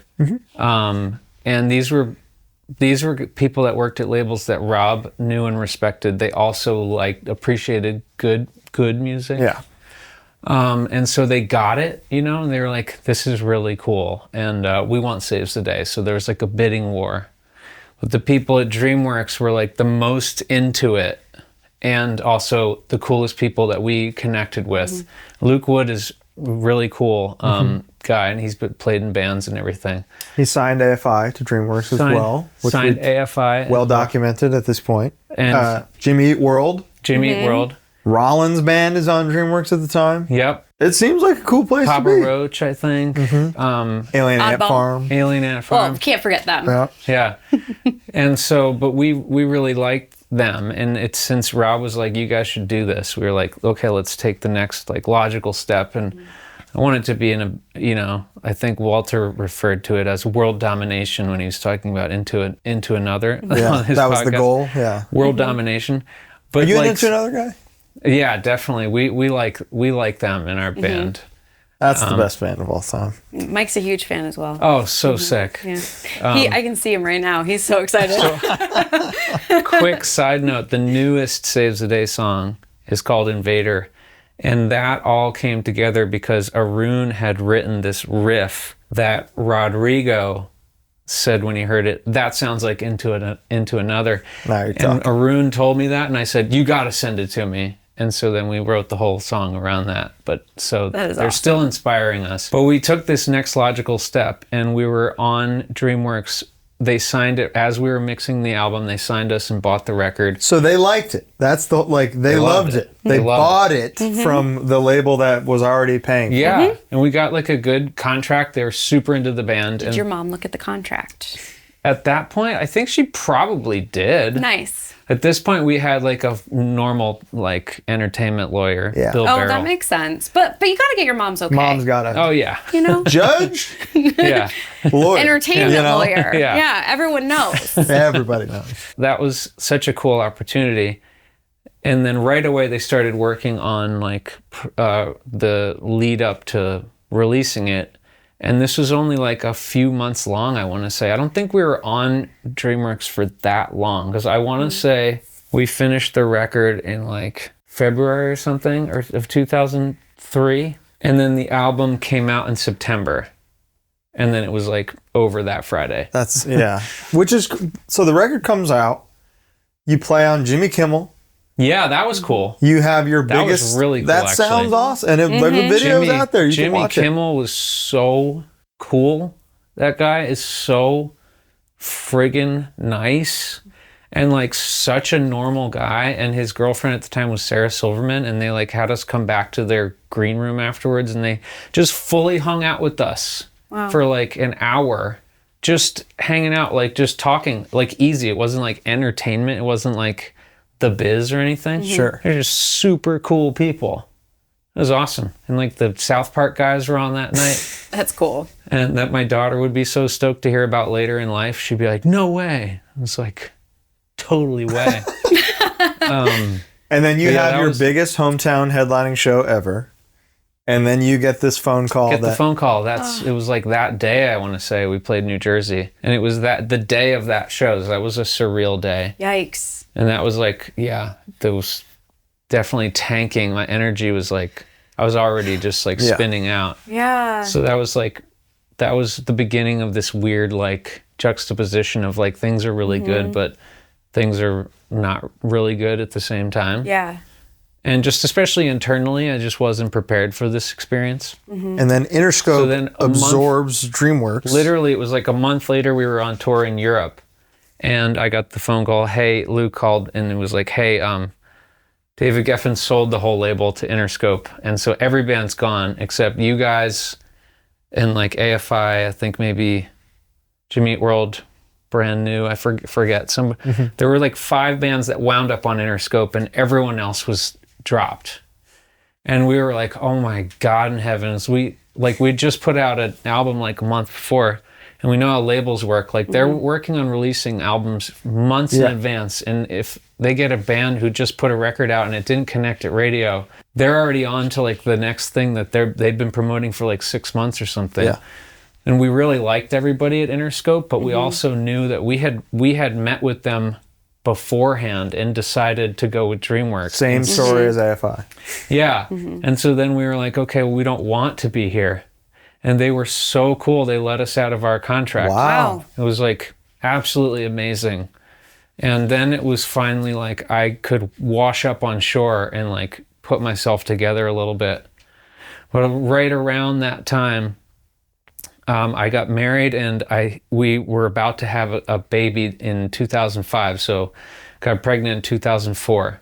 And so that was starting to become something that would just like save my life. Like being a dad is like, that was my number one priority from the moment one. And then it was like all this other stuff was totally not as important. So even though I was going through massive like heartache and like my mind was shattered, it did like I was gonna put myself back together because I'm a dad. You have so, to. There was no way I was gonna let myself fall to pieces. And so that's when I started doing all the hard work in therapy and stuff. But we didn't get to enjoy that experience of being on a major. It was just this small window and then vanished. Throughout the ups and downs of all this. Now you're back on Vagrant? Yes. We felt like we were back home. Okay. And then this is time to do the deep cuts, ups and downs. Yeah. So our manager, Rich Egan, was like, let's put out the B-sides record. And that was good because we had all that material. Yeah. We had the 2 songs we had on the Vagrant comps, Sell Mail, Clothes, Moth to Heaven, and a Dragon D flat. Both of those had been recorded with Steve Evetts. And those were like in between Through Being Cool and Stay What You Are. Those were the 2 songs we recorded to prove to Vagrant that we were going to be a good band after Through Being Cool. And it's like, okay, cool, this is going to work out. And then the first song on that was a song we finished that was a B-side from Stay What You Are that didn't get on the album. It's called Which is crazy. Yeah. Because it's awesome. It's such an incredible song. That was my favorite song, I think, writing the album before we got to California. And then I wrote Cars and Calories and Certain Tragedy, like the first week we were in California. And then when we put the whole album together, Ups and Downs just didn't fit. I imagine if I went back in time, I could convince Rob this song definitely, because I thought it was going to be the second song on the album, or maybe the first song. Wow. Mm-hmm. Now that's another alternate dimension that we could be living in. Yeah. I and 11 songs is so weird. It is. You could have had 12. Could have had 12, but Rob was really good with like the moment of an album, the time it would take, and he grew up listening to vinyl, and he's like, I love it when I can like put a record on and, you know, 20 minutes later I'm done with my coffee and like go to work. He's got a point. You listen to a whole side. Sure. Something like that. So I think in sides to this day. Yeah, I think in sides as well. I have never thought in sides. Never. Always. Never. In fact, when people would say B-sides, I was like, what does that mean? Like, oh, yeah. That's so cool. I just never, I knew where it came from, but I was like, but the B-side's always really good. Well, totally. You know? Because Like, track 6 has to feel like a new beginning. I guess. Track 5 has to feel like kind of a happy like an ending. Epic closer. Yes. I don't know. I feel like a 100%. poser that I was like. No, you've never had to think this way. No, it's true. I never had a record player. We had Or cassettes. When I was a kid, it was cassettes, and you flip them. Yeah, we did have one. We had a tape player, but it was like Michael Bolton, so we weren't. Yeah, just a different arc of an album. You never even make it to side B. with that one, yeah. you know? Well, maybe. But yes, we can continue. Sure. It's good to know. I mean, I feel like track listing in general is kind of in the streaming era is a lost art because you have to front load bangers now. Right. And you can't. The epic closer is like not an option anymore. Well, I you have still to do do it singles. though. You I still love an do epic it. closer, Yeah, I and still thank like- God for that. I'll never not think in like album format for sure, and like how things are sequenced. There's one time where you broke that sequence, and we're gonna get there, and it's the craziest thing you've ever done, and it's the best thing you've ever done. I think it's coming up soon. Sound the Alarm. You built a studio. Yes. At this point? Yes, because we were about to have our daughter, and I didn't want to travel and be away for like 3 months. And Steve Evetts, we finally could work with Steve again because Steve was free this time.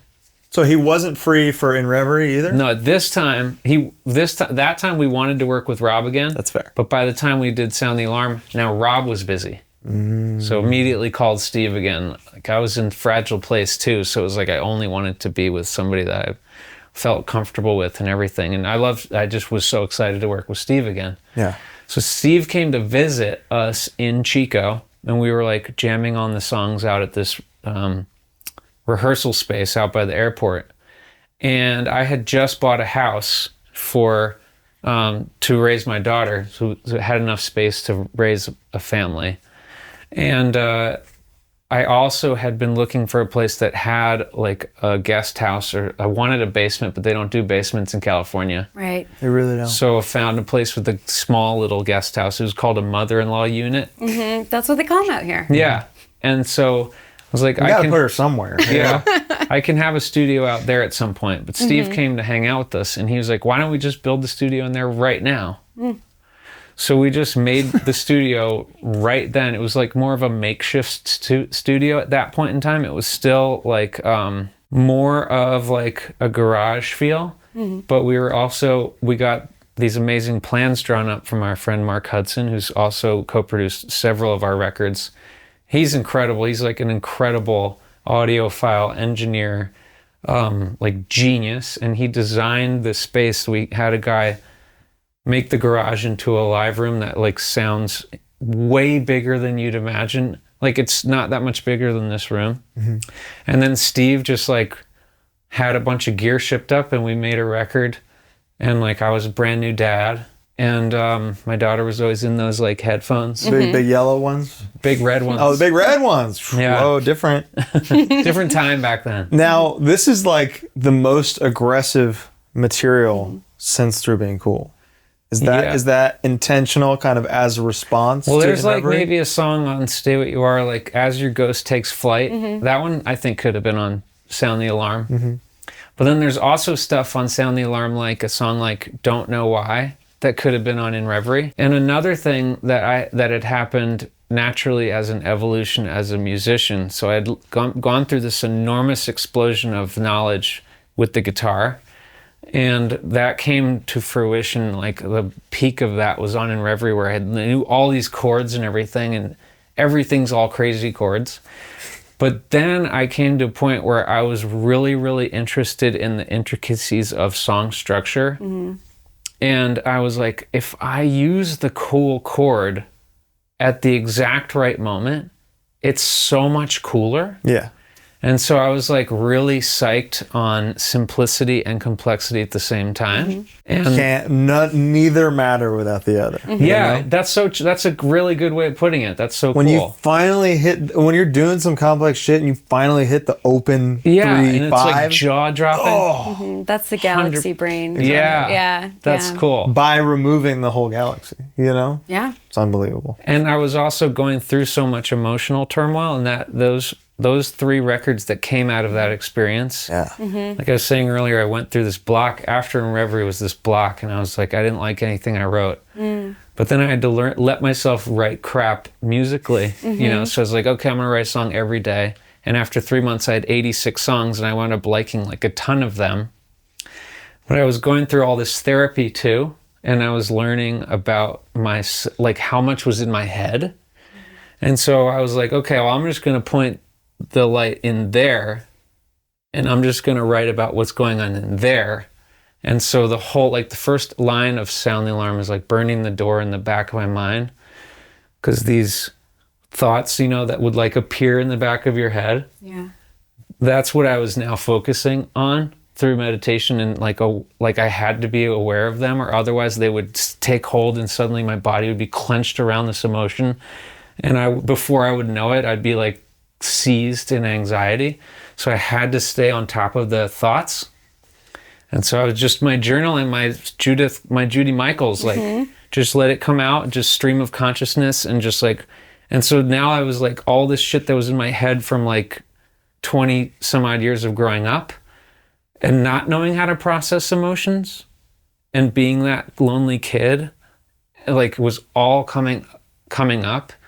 And so I was, but it became cool because I was like, oh, I could just let these out in lyrics. It's the same thing I was doing before, but the emotions were so much more raw because this was all stuff buried under the surface that like I didn't even know was down there until I got into meditation. And I remember the moment where it was like I had this visual as I was breathing in a room, and I had a visual of like clear ocean, like with clear blue sky, and in the middle is this giant iceberg, and I knew it was an iceberg of frozen tears that had never been cried. And I saw it for an instant, and I just dissolved into a pool of tears. Wow. And cried for like hours and hours and hours. And I knew as I was crying that these were all tears that I had never cried along the way. So they were like, it was like 20 years of tears. Wow. And so much was coming out. And I was like, I don't know why I'm unafraid to share those things, but like that was also my technique of survival, is like writing it down through the pen. I could at least write it. And at the same time I was into the blues. I got really into Howlin' Wolf and like Robert Johnson and Jimmy Reed and stuff like that. Was like really simple lyrics about really pretty dark things.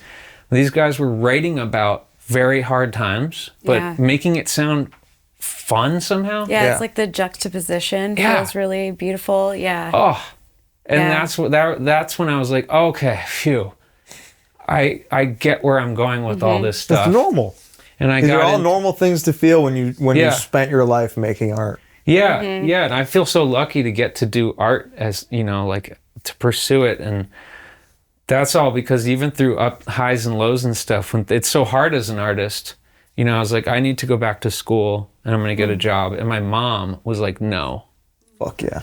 I mean, she's the hardest one of all. She's got, she's ever since we made our first Says a Day t-shirt, I have literally never seen her in anything but Saves the Day merch, except if she has to go to like a wedding. That is so beautiful. I was going to ask if she came to your shows, and like I was envisioning like my mom would come to our shows wearing the shirt. Yeah, that's she the would best. Wear the shirt. That's the best.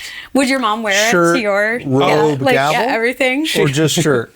She probably wore them under the robe. Under the gavel. Okay, under the robe thing doubt. with the gavel. If you've ever been tried in Princeton, New Jersey, and just anywhere in New Jersey, there's a chance it was done to you in a Saves the Day shirt. That's so cool, though. Yeah. But she like made sure that I continued, even that and thank God, because through the therapy of the art, I was able to like get to some stuff that was down there. And you have the idea for the Sound the Alarm, Under the Boards, Daybreak trilogy just from these 86 demos? It was, well, I didn't understand it at first, but I had all these songs come out. And so as you're trying to put together like an album. You're saying that as if it's like autonomous. It is. Like you turn your brain off and then there's 86 songs. There's a lot of that is so certain techniques that I enjoy, and I'm lucky too because this happens to me, was I'll just have a melody float into my head or some sort of musical motif, and I'll go and I'll hum it into a voice memo. And then I'll be like, oh, that's a guitar riff. And then I'll find it on the guitar. I'm like, whoa, that's so fucking cool, dude. I didn't think of it. You feel like it just comes to you. It did. Yeah. I did not consciously think of it. And so it's like placed in you like gathered it from the universe. Yeah. You received it. Exactly. And so part of it is like, that's like my personal favorite thing about getting to be an artist is like that relationship with whatever that ineffable thing is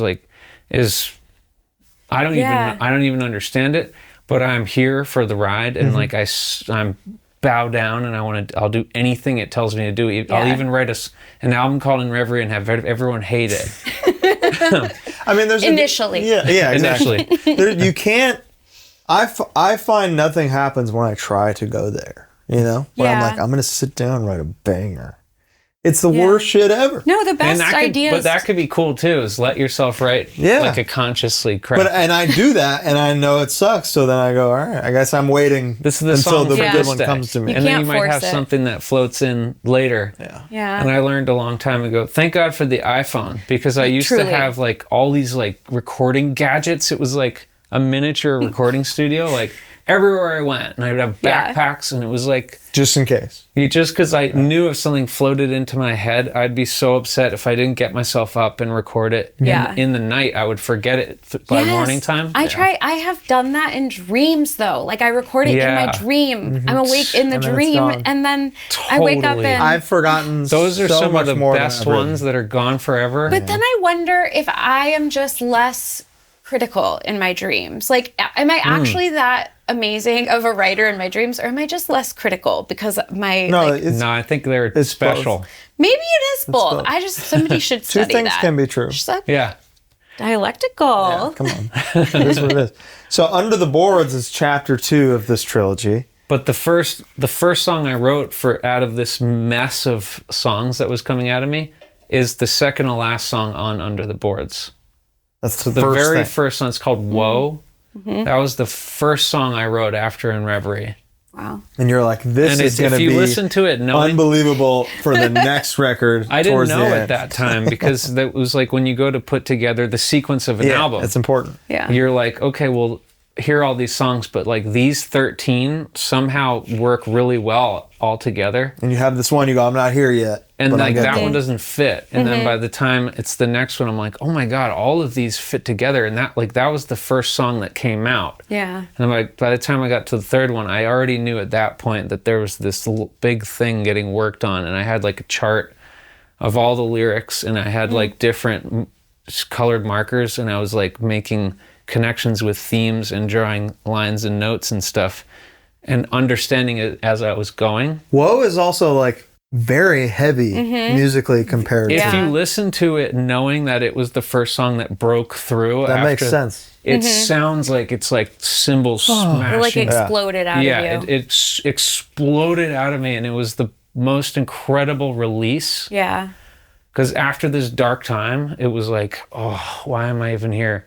It was. So I love that song, and to me, it's like a very dark song, but it's so optimistic to me because was one of the ones where I was teaching myself to keep going. How much touring are you doing for Sound the Alarm and Under the Boards? I think, Sound the Alarm, we were doing a decent amount. We went on tour with Senses Fail, and it was supposed to be Say Anything, but they dropped off, and it was Emmanuel. I think it was that tour, maybe.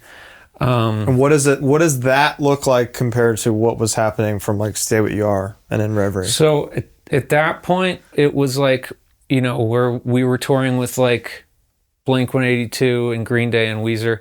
Now we were just back to doing club shows. We weren't going to be like the biggest band in the world, but that was okay. I was stoked to keep playing. And then we got to do things like Warped Tour. We had done only like bits and pieces of Warped Tour, but then after Sound the Alarm, we did the whole summer, and that was so much fun. Some people don't like it. I loved it. We did 2 full Warped Tours, and time of my life both times.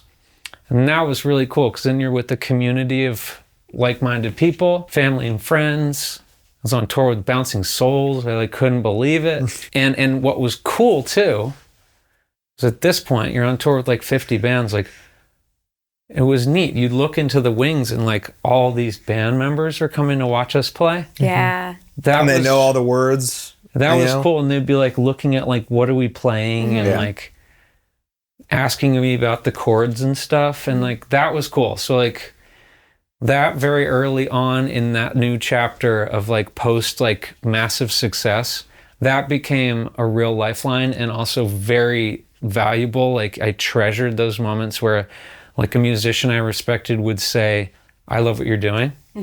And so then it was like, that was kind of like gold in my heart, essentially. And I'd be like so grateful. And you're 10 years out from Cancel It Out at this point. So it's like you're approaching, I mean, that's 5 generations of bands coming and going. Yeah. You know? So you're approaching like legacy status, with, especially in the Warped Tour world, that is like so founded on now what you were doing on Through Being Cool and Stay What You Are. So there's all these bands coming up where they were like, Saves the Days, oh fuck. You're now seeing the fruits of your labor in other people's music as well, and they're talking to you about it. That's got to be cool. It was really, really cool. It was like, this is wild. It was like, this is wild. Because like, that's where we came from, is just loving these bands that inspired us to do what we did. And like worshiping them, like they're like larger than life, and like and so meaningful in our lives. And to be able to be that, it's like mind-boggling. To be able to be that for someone is like just crazy, just really cool. And that brings us to Daybreak. My God. 7th LP opens with an 11-minute opus that might be the best thing you've ever written. Thank you. Of course. We're big Daybreak heads here. Oh, thank you. And it sounds like, and like of these 86 songs you wrote, there's 5 songs in this one song. Yes. What is the story to Daybreak, the song? Yes. So those were like 5 different songs that had come out in that first like 86 song like expression. And they were some of my favorite ones. But you can kind of tell those are like really poppy, like happier sounding songs. And on those first 2 records, I wasn't feeling that way. I wasn't there yet. But like Daybreak came out, you know, maybe 4 years after Under the Boards, and I was like feeling better. I'd done a lot of therapy at this point, and I was actually feeling better. And I'll never forget this moment of like inspiration. It was just like a light bulb moment. I was sitting there playing guitar, and like one song after another fused together, and I was just like watching it happen. And they just like fused. Out of body, I just sat there. I was fully in, like from behind the driver's seat, just like watching it happen and going like, holy shit. And the whole song, like all 11 minutes, all the songs in the order that they wound up fused together in, just came out. And I had never thought of it that way before. So it was just something took hold of me and did it on its own. And I was like, that's so cool. It is. And that's got to open the album. Whoa. I've heard for like about this specific situation. I think I have some fake lore because I had heard something about like the label was like, it can only be this number of songs. And so you were like, let's put these 5 songs together. That was the lore that I had heard. Oh, I love that. I love fake lore. Fake lore is awesome. It makes the real lore hit so much harder. So true. Whoa, Yeah. okay, that's so cool. What's so cool is chapter 5 on this is the easiest 3-minute radio hit that you've written since At Your Funeral, maybe.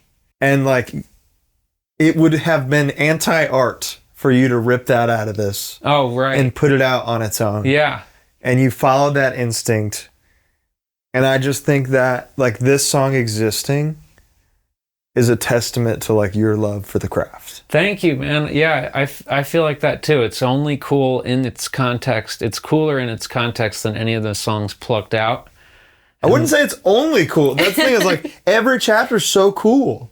Thank you. But it's so much cooler together. Thank you so much. That was a real labor of love putting that song together. And like that was also where I was fully aware of this whole like 3-album arc that was going on. Yeah. And that's when I had that chart like Charlie from It's Always Sunny, and I was like, holy shit. And like my mom framed that for me. And that's in you actually have the chart. Yeah, she framed it for me one, and I gave that to my wife. It's in her office. But that was like one of the most fun I've ever had as a songwriter was like working on that song. You can tell. Thank you so much. And what is it like after when did you start Sound the Alarm? You know, when did these 86 songs start getting written? That 86 song period started in 2004. So this is a 7 years later. 7-year journey. Yeah. To finish this triptych of catharsis. Yes. That's a good way of describing it. How does that feel? It felt done? It felt so great being done, and like the final song as the outro of the final song ends, it just like felt so right, and like just immediate tears of like relief and like gratitude. So that's all that mattered, even though, you know, when it comes out, people are like, I wanted more, so it's like always the critics that stay on the mind. And are you still reading that by this time? I never read anything, but sometimes people will make the insensitive mistake of telling me a review, and I'm like, I did not want to know that unless it's good. Yeah. I will say I have always had the perception that people love that album. No, yeah, I think our fans really liked it, and there's like this one guy that wrote about it, and I don't know that review. I still love there him. Always is one guy. I still love him. It's just one of those things that hurts. Yeah. Yeah. We've all got one. Yeah. And it was like, it wasn't even like a disparaging review. It was just like, I wanted more out of this record. But, see, and I'm still feeling it. So, like, it just came up years later. Yeah. I don't think people realize when they say things like that. Yeah. No.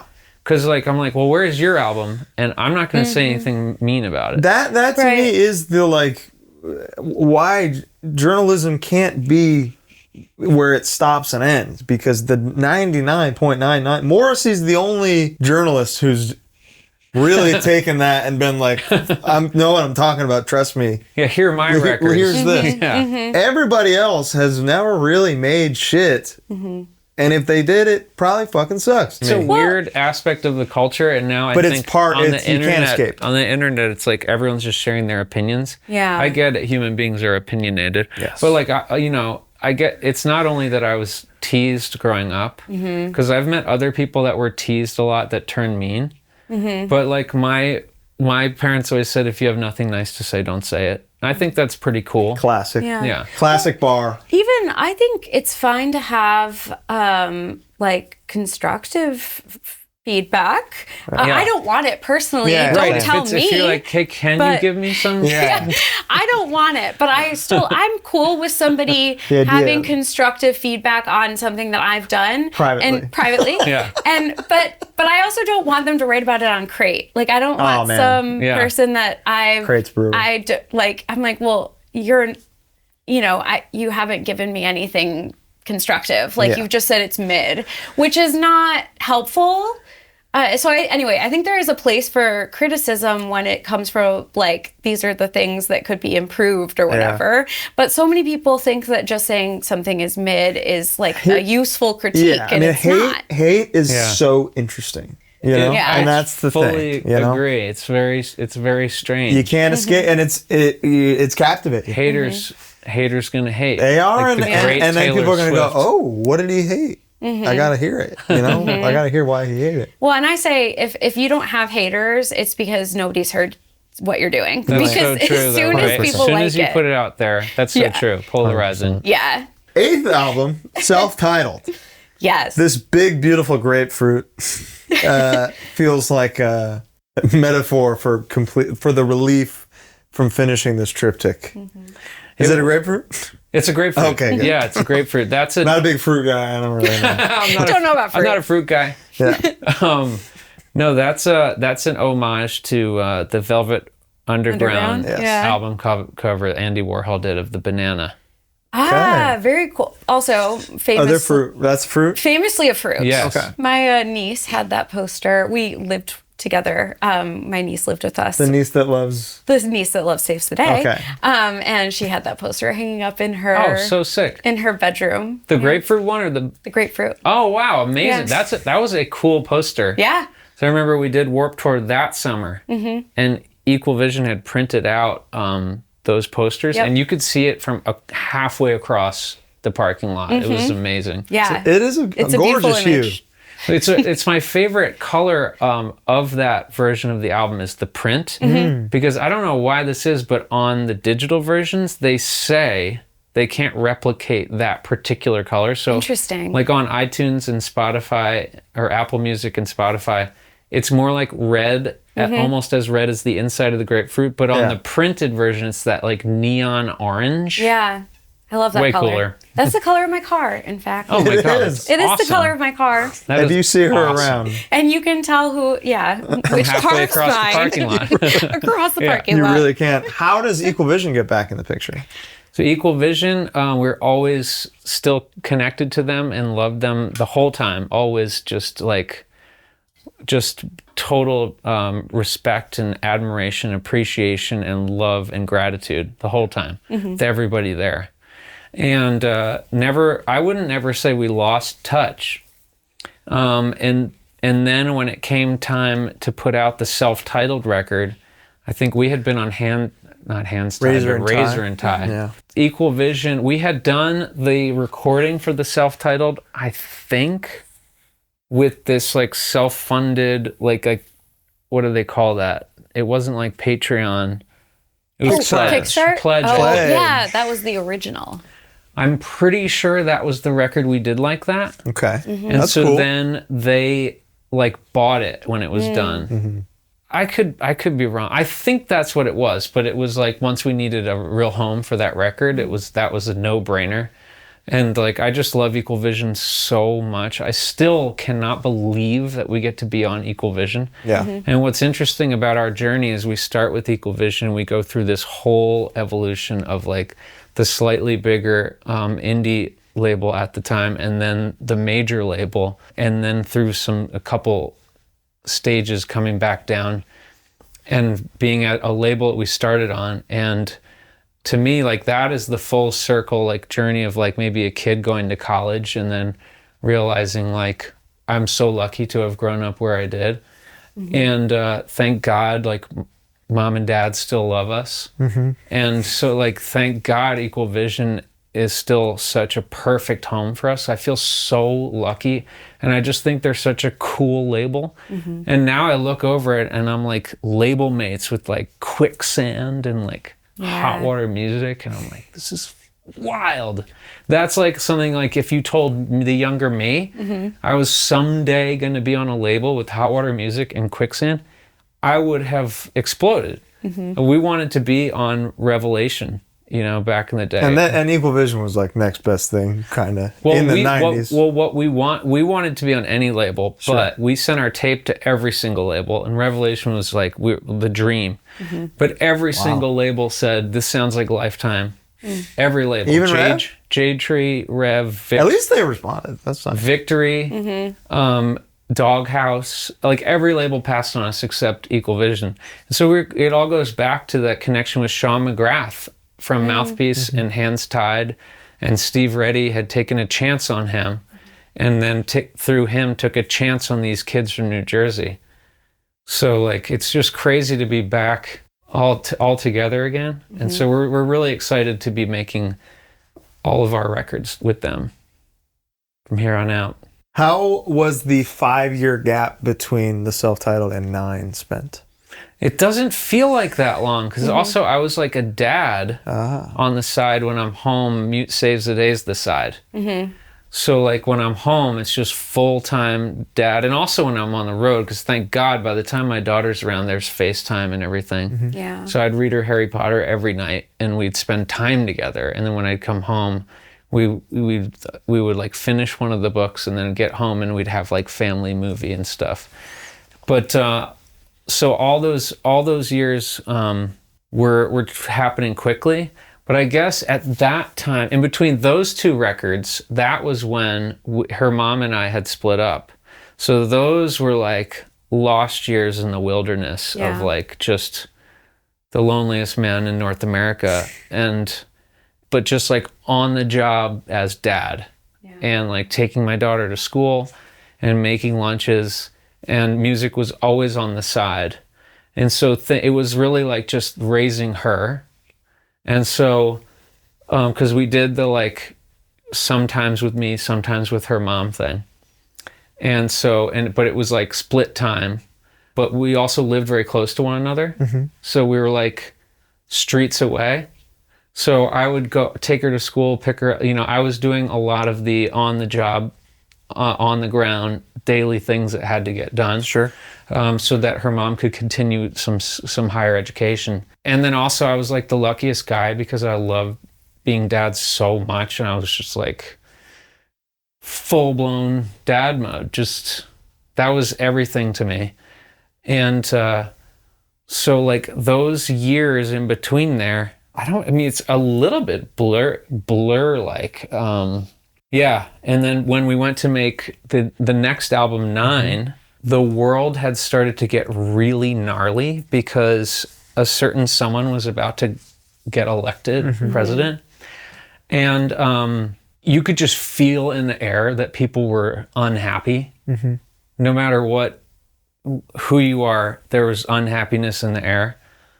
And so I was like, well, I'm really lucky because I'm happy.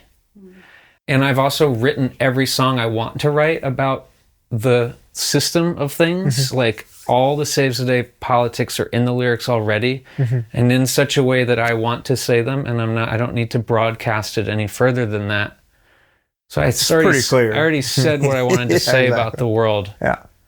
And so I was like, okay, well, I want to write something joyous. And the thing I feel so lucky to do is my life as a musician has been like the luckiest thing in the world. And I want to write the story of Saves the Day as an album. So just as an expression of joy. So I felt like this is important right now just for me as an artist. I want to write about joy. So, and that was the thing I was most happy about. And then there's a section on the second half of that record. It's all one song. That was like the longer version of the DAYBREAK experiment. 29. Right, yeah. So I was like, how cool would it be if a whole outside of an album was one song? And I'll make it 9 different songs, and it'll tie into the 9th album idea. And I love the Beatles and number 9, and who knows what that's all about. But there's a section on that song, 29, that's all about my daughter. And so because at that point, the second half, 29, that's like about my life, going back to the beginning of my life, like waking up to being alive through hearing my heartbeat, like a drum in my head, and then hearing birds outside the windows, and then the blue sky, like this electric blue sky, and then hearing the radio by the side of my parents' bedroom, and then my like interest in music carrying me through this adventure of life. So I kind of wrote my own personal life story on that song 29, but within the whole story of Saves the Day, within the album, that's the whole story of Saves the Day. But so I was also working on all that in between self-titled and very interesting. Yeah. And if that, like, as of now, there's no more Saves the Day music, the 29 song feels like, at this point, like the closing remarks of the band almost. It felt like that as I was making them. I was like, this is definitely the end of a certain chapter of the band.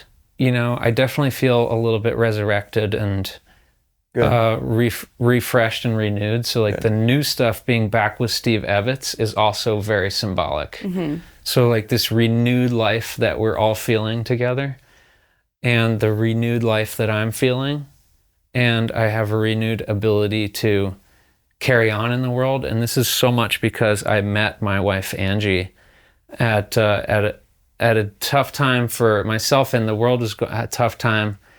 And she was just like, I'm not going to accept you just being this like broken person. And she like just picked me up off the floor and like just didn't let me wallow and just didn't let me sink.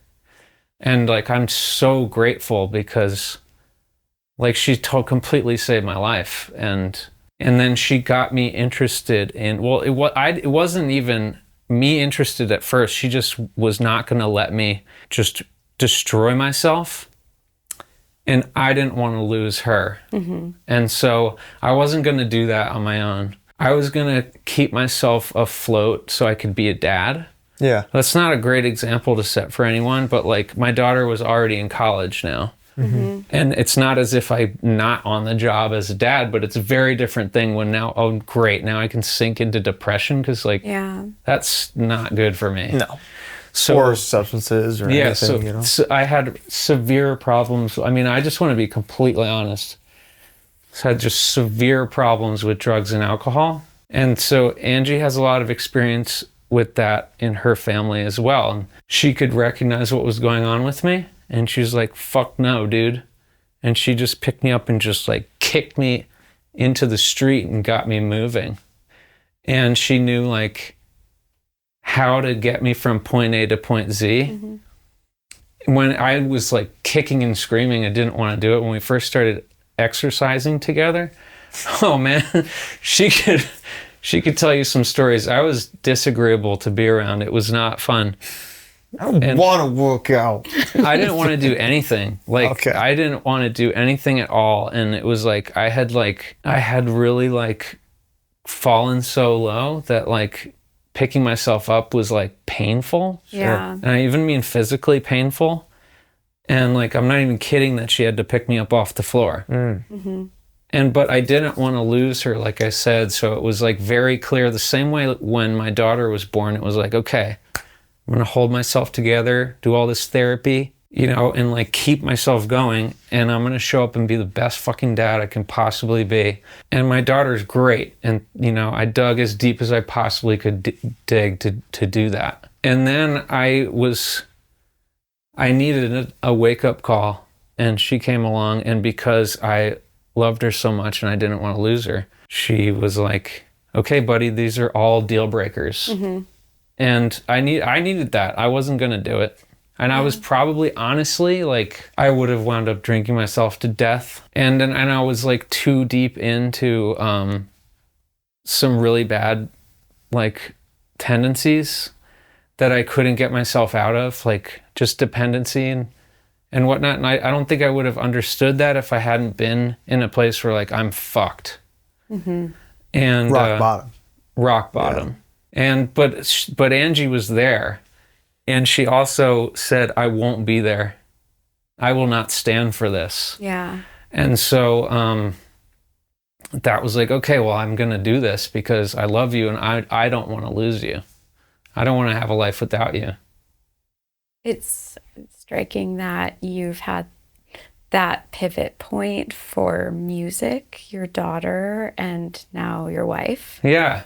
Yeah. Thank you. I mean, I feel grateful for all those things. Yeah. You know, and like, and my parents, I'm an only child and I didn't want to let them down either. That's, you know, my mom being so supportive the whole way. Like there were a couple moments where I was like, I just can't fuck this up any further. You want her to be proud of those Saves the Day shirts that she never takes off. She always was. And I was like, why are you like, I'm such a fuck up. And she believed in me somehow. And like there's the beginning of that Daybreak song, Somehow You Love Me. And that's just feeling like I should just disappear and the world would be better off without me.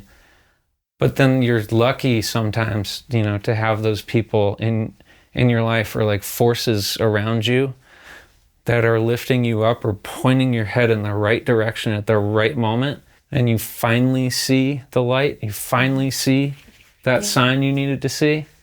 And some people don't get that, you know? Yeah, I mean, I've had infinite chances and like, I'm just so sick of blowing it. So it's, you know, I feel like my life can be an example of like, if you really want to put yourself together, you can from the lowest point, but and you should. Everybody should. There's no. Well, I think a lot of it there's too. There's always an answer. I had to become comfortable and like clear with myself and honest that like so much of things going wrong were all my fault, and like if I look back over my life, it's all. I don't know why I couldn't change earlier, but like I couldn't. And I even tried along the way. And it was like this strange fruit maturing on the vine. And it just took a really, really long time. And like, I don't know, it's an acquired taste, but thank God my wife wants me around and, and but my family and wanting friends. To be around supersedes anybody wanting you to be around, you know? Well, I think it's for them, you know? Like if I were in a vacuum, it's like it would be dark in there. You can't do it alone. Yeah. Yeah. And I mean, anybody who's like we were saying earlier, anyone who's done anything worth anything fucks up along the way. And, you know, like pulling yourself up is really hard without that support. Yeah, I couldn't have done it. There's no way. Yeah. I would have kept myself together as much as I needed to. Yeah. For like my daughter and like my family. Yeah. But then Angie was like, she pointed me in the right direction, and thank God, because I appreciate life so much and more than I ever thought I could. And I just want to be helpful. And like, I just want to continue to grow and keep getting better. Does it feel like that is sort of the next chapter for Saves the Day? Yes, actually. Well, yeah, the next album, I have this whole concept for it already, and I don't want to talk about it too much, but it is about living through a dark world. Yeah. And like holding on to hope. Yeah. And, so important. And then the final song is about her and just how she saved me. Yeah, it's like, one should be so lucky. Yeah, and it's so hard to write that. You know, sometimes I think it's hard to write anything worth it, but it's really hard to write a song that captures the hope piece. Like, I think we all can connect to the doom gloom and have those moments, and those are important songs to write. But I think it's really hard to write a song or even just like create art that inspires hope. Yeah. Yeah. That's I like that you put it that way. Those are my favorite things. Like even going back to Start Today, you know, like that record is so aspirational. It is, yeah. You know, and like the scene at that time from when I was only 7 when that came out, but I had gathered that it was like a lot more angry. And then Walter was like, we could be better. Yeah. And I'm like, he said that. That's the guy right there. Yeah. That is the guy, and that's the goal. Yeah. Onward and upward. And somebody who has, he has definitely inspired a lot of people. Yeah. Yeah, it's incredible. He's a light. He's a beacon of light in our lives. But it's so cool to see, like, he inspired you, and you've inspired so many people. And I really like this, the framing of trying to instill more inspiration and like support each other. Because yes, music is one of those things that saved you. One of those things, but really it's the community, it's the people. It's like, there's something really beautiful about that. Absolutely. Oh my gosh. Like talking about existing in a vacuum and it being dark in there. Yeah. And the warmth of your friends, the warmth of the community, and the warmth of the support and love that we all get to feel when we're at a show together, or we all love this record together. I mean, that is like something to live for. It is. It's truly, sometimes I talk to people who are like, how do you know all these people? Like, because they'd moved across the country, and I'm like, music. Like, what do you mean? It's music. And then we go to a show together, and like, there's nothing better than that feeling of loving the same thing together. Yeah. Nailed it. We truly, though, I mean, I even just thinking about all of the people who you've brought together and who you've inspired, I think it's really great to be able to like share that back with you. Thank you so much. And it all goes back to Walter. And it always does. It always does. This fucking guy. Yeah, I will say I did write a paper on him when I was in high school. So. Incredible. And I told him that recently. Musically or physically? Musically. So that brings us, we're nearing the end here. Yeah. And I gotta know. You've alluded to a few. What are your 4 favorite hardcore records of all time? We gotta know. Okay. This could be a little contentious. It always is. Not possible. Okay. Because I want to slap one on there that I'm not sure will be qualified. I'll let you know. Okay, well, Start Today. Beautiful. Hands down. Incredible.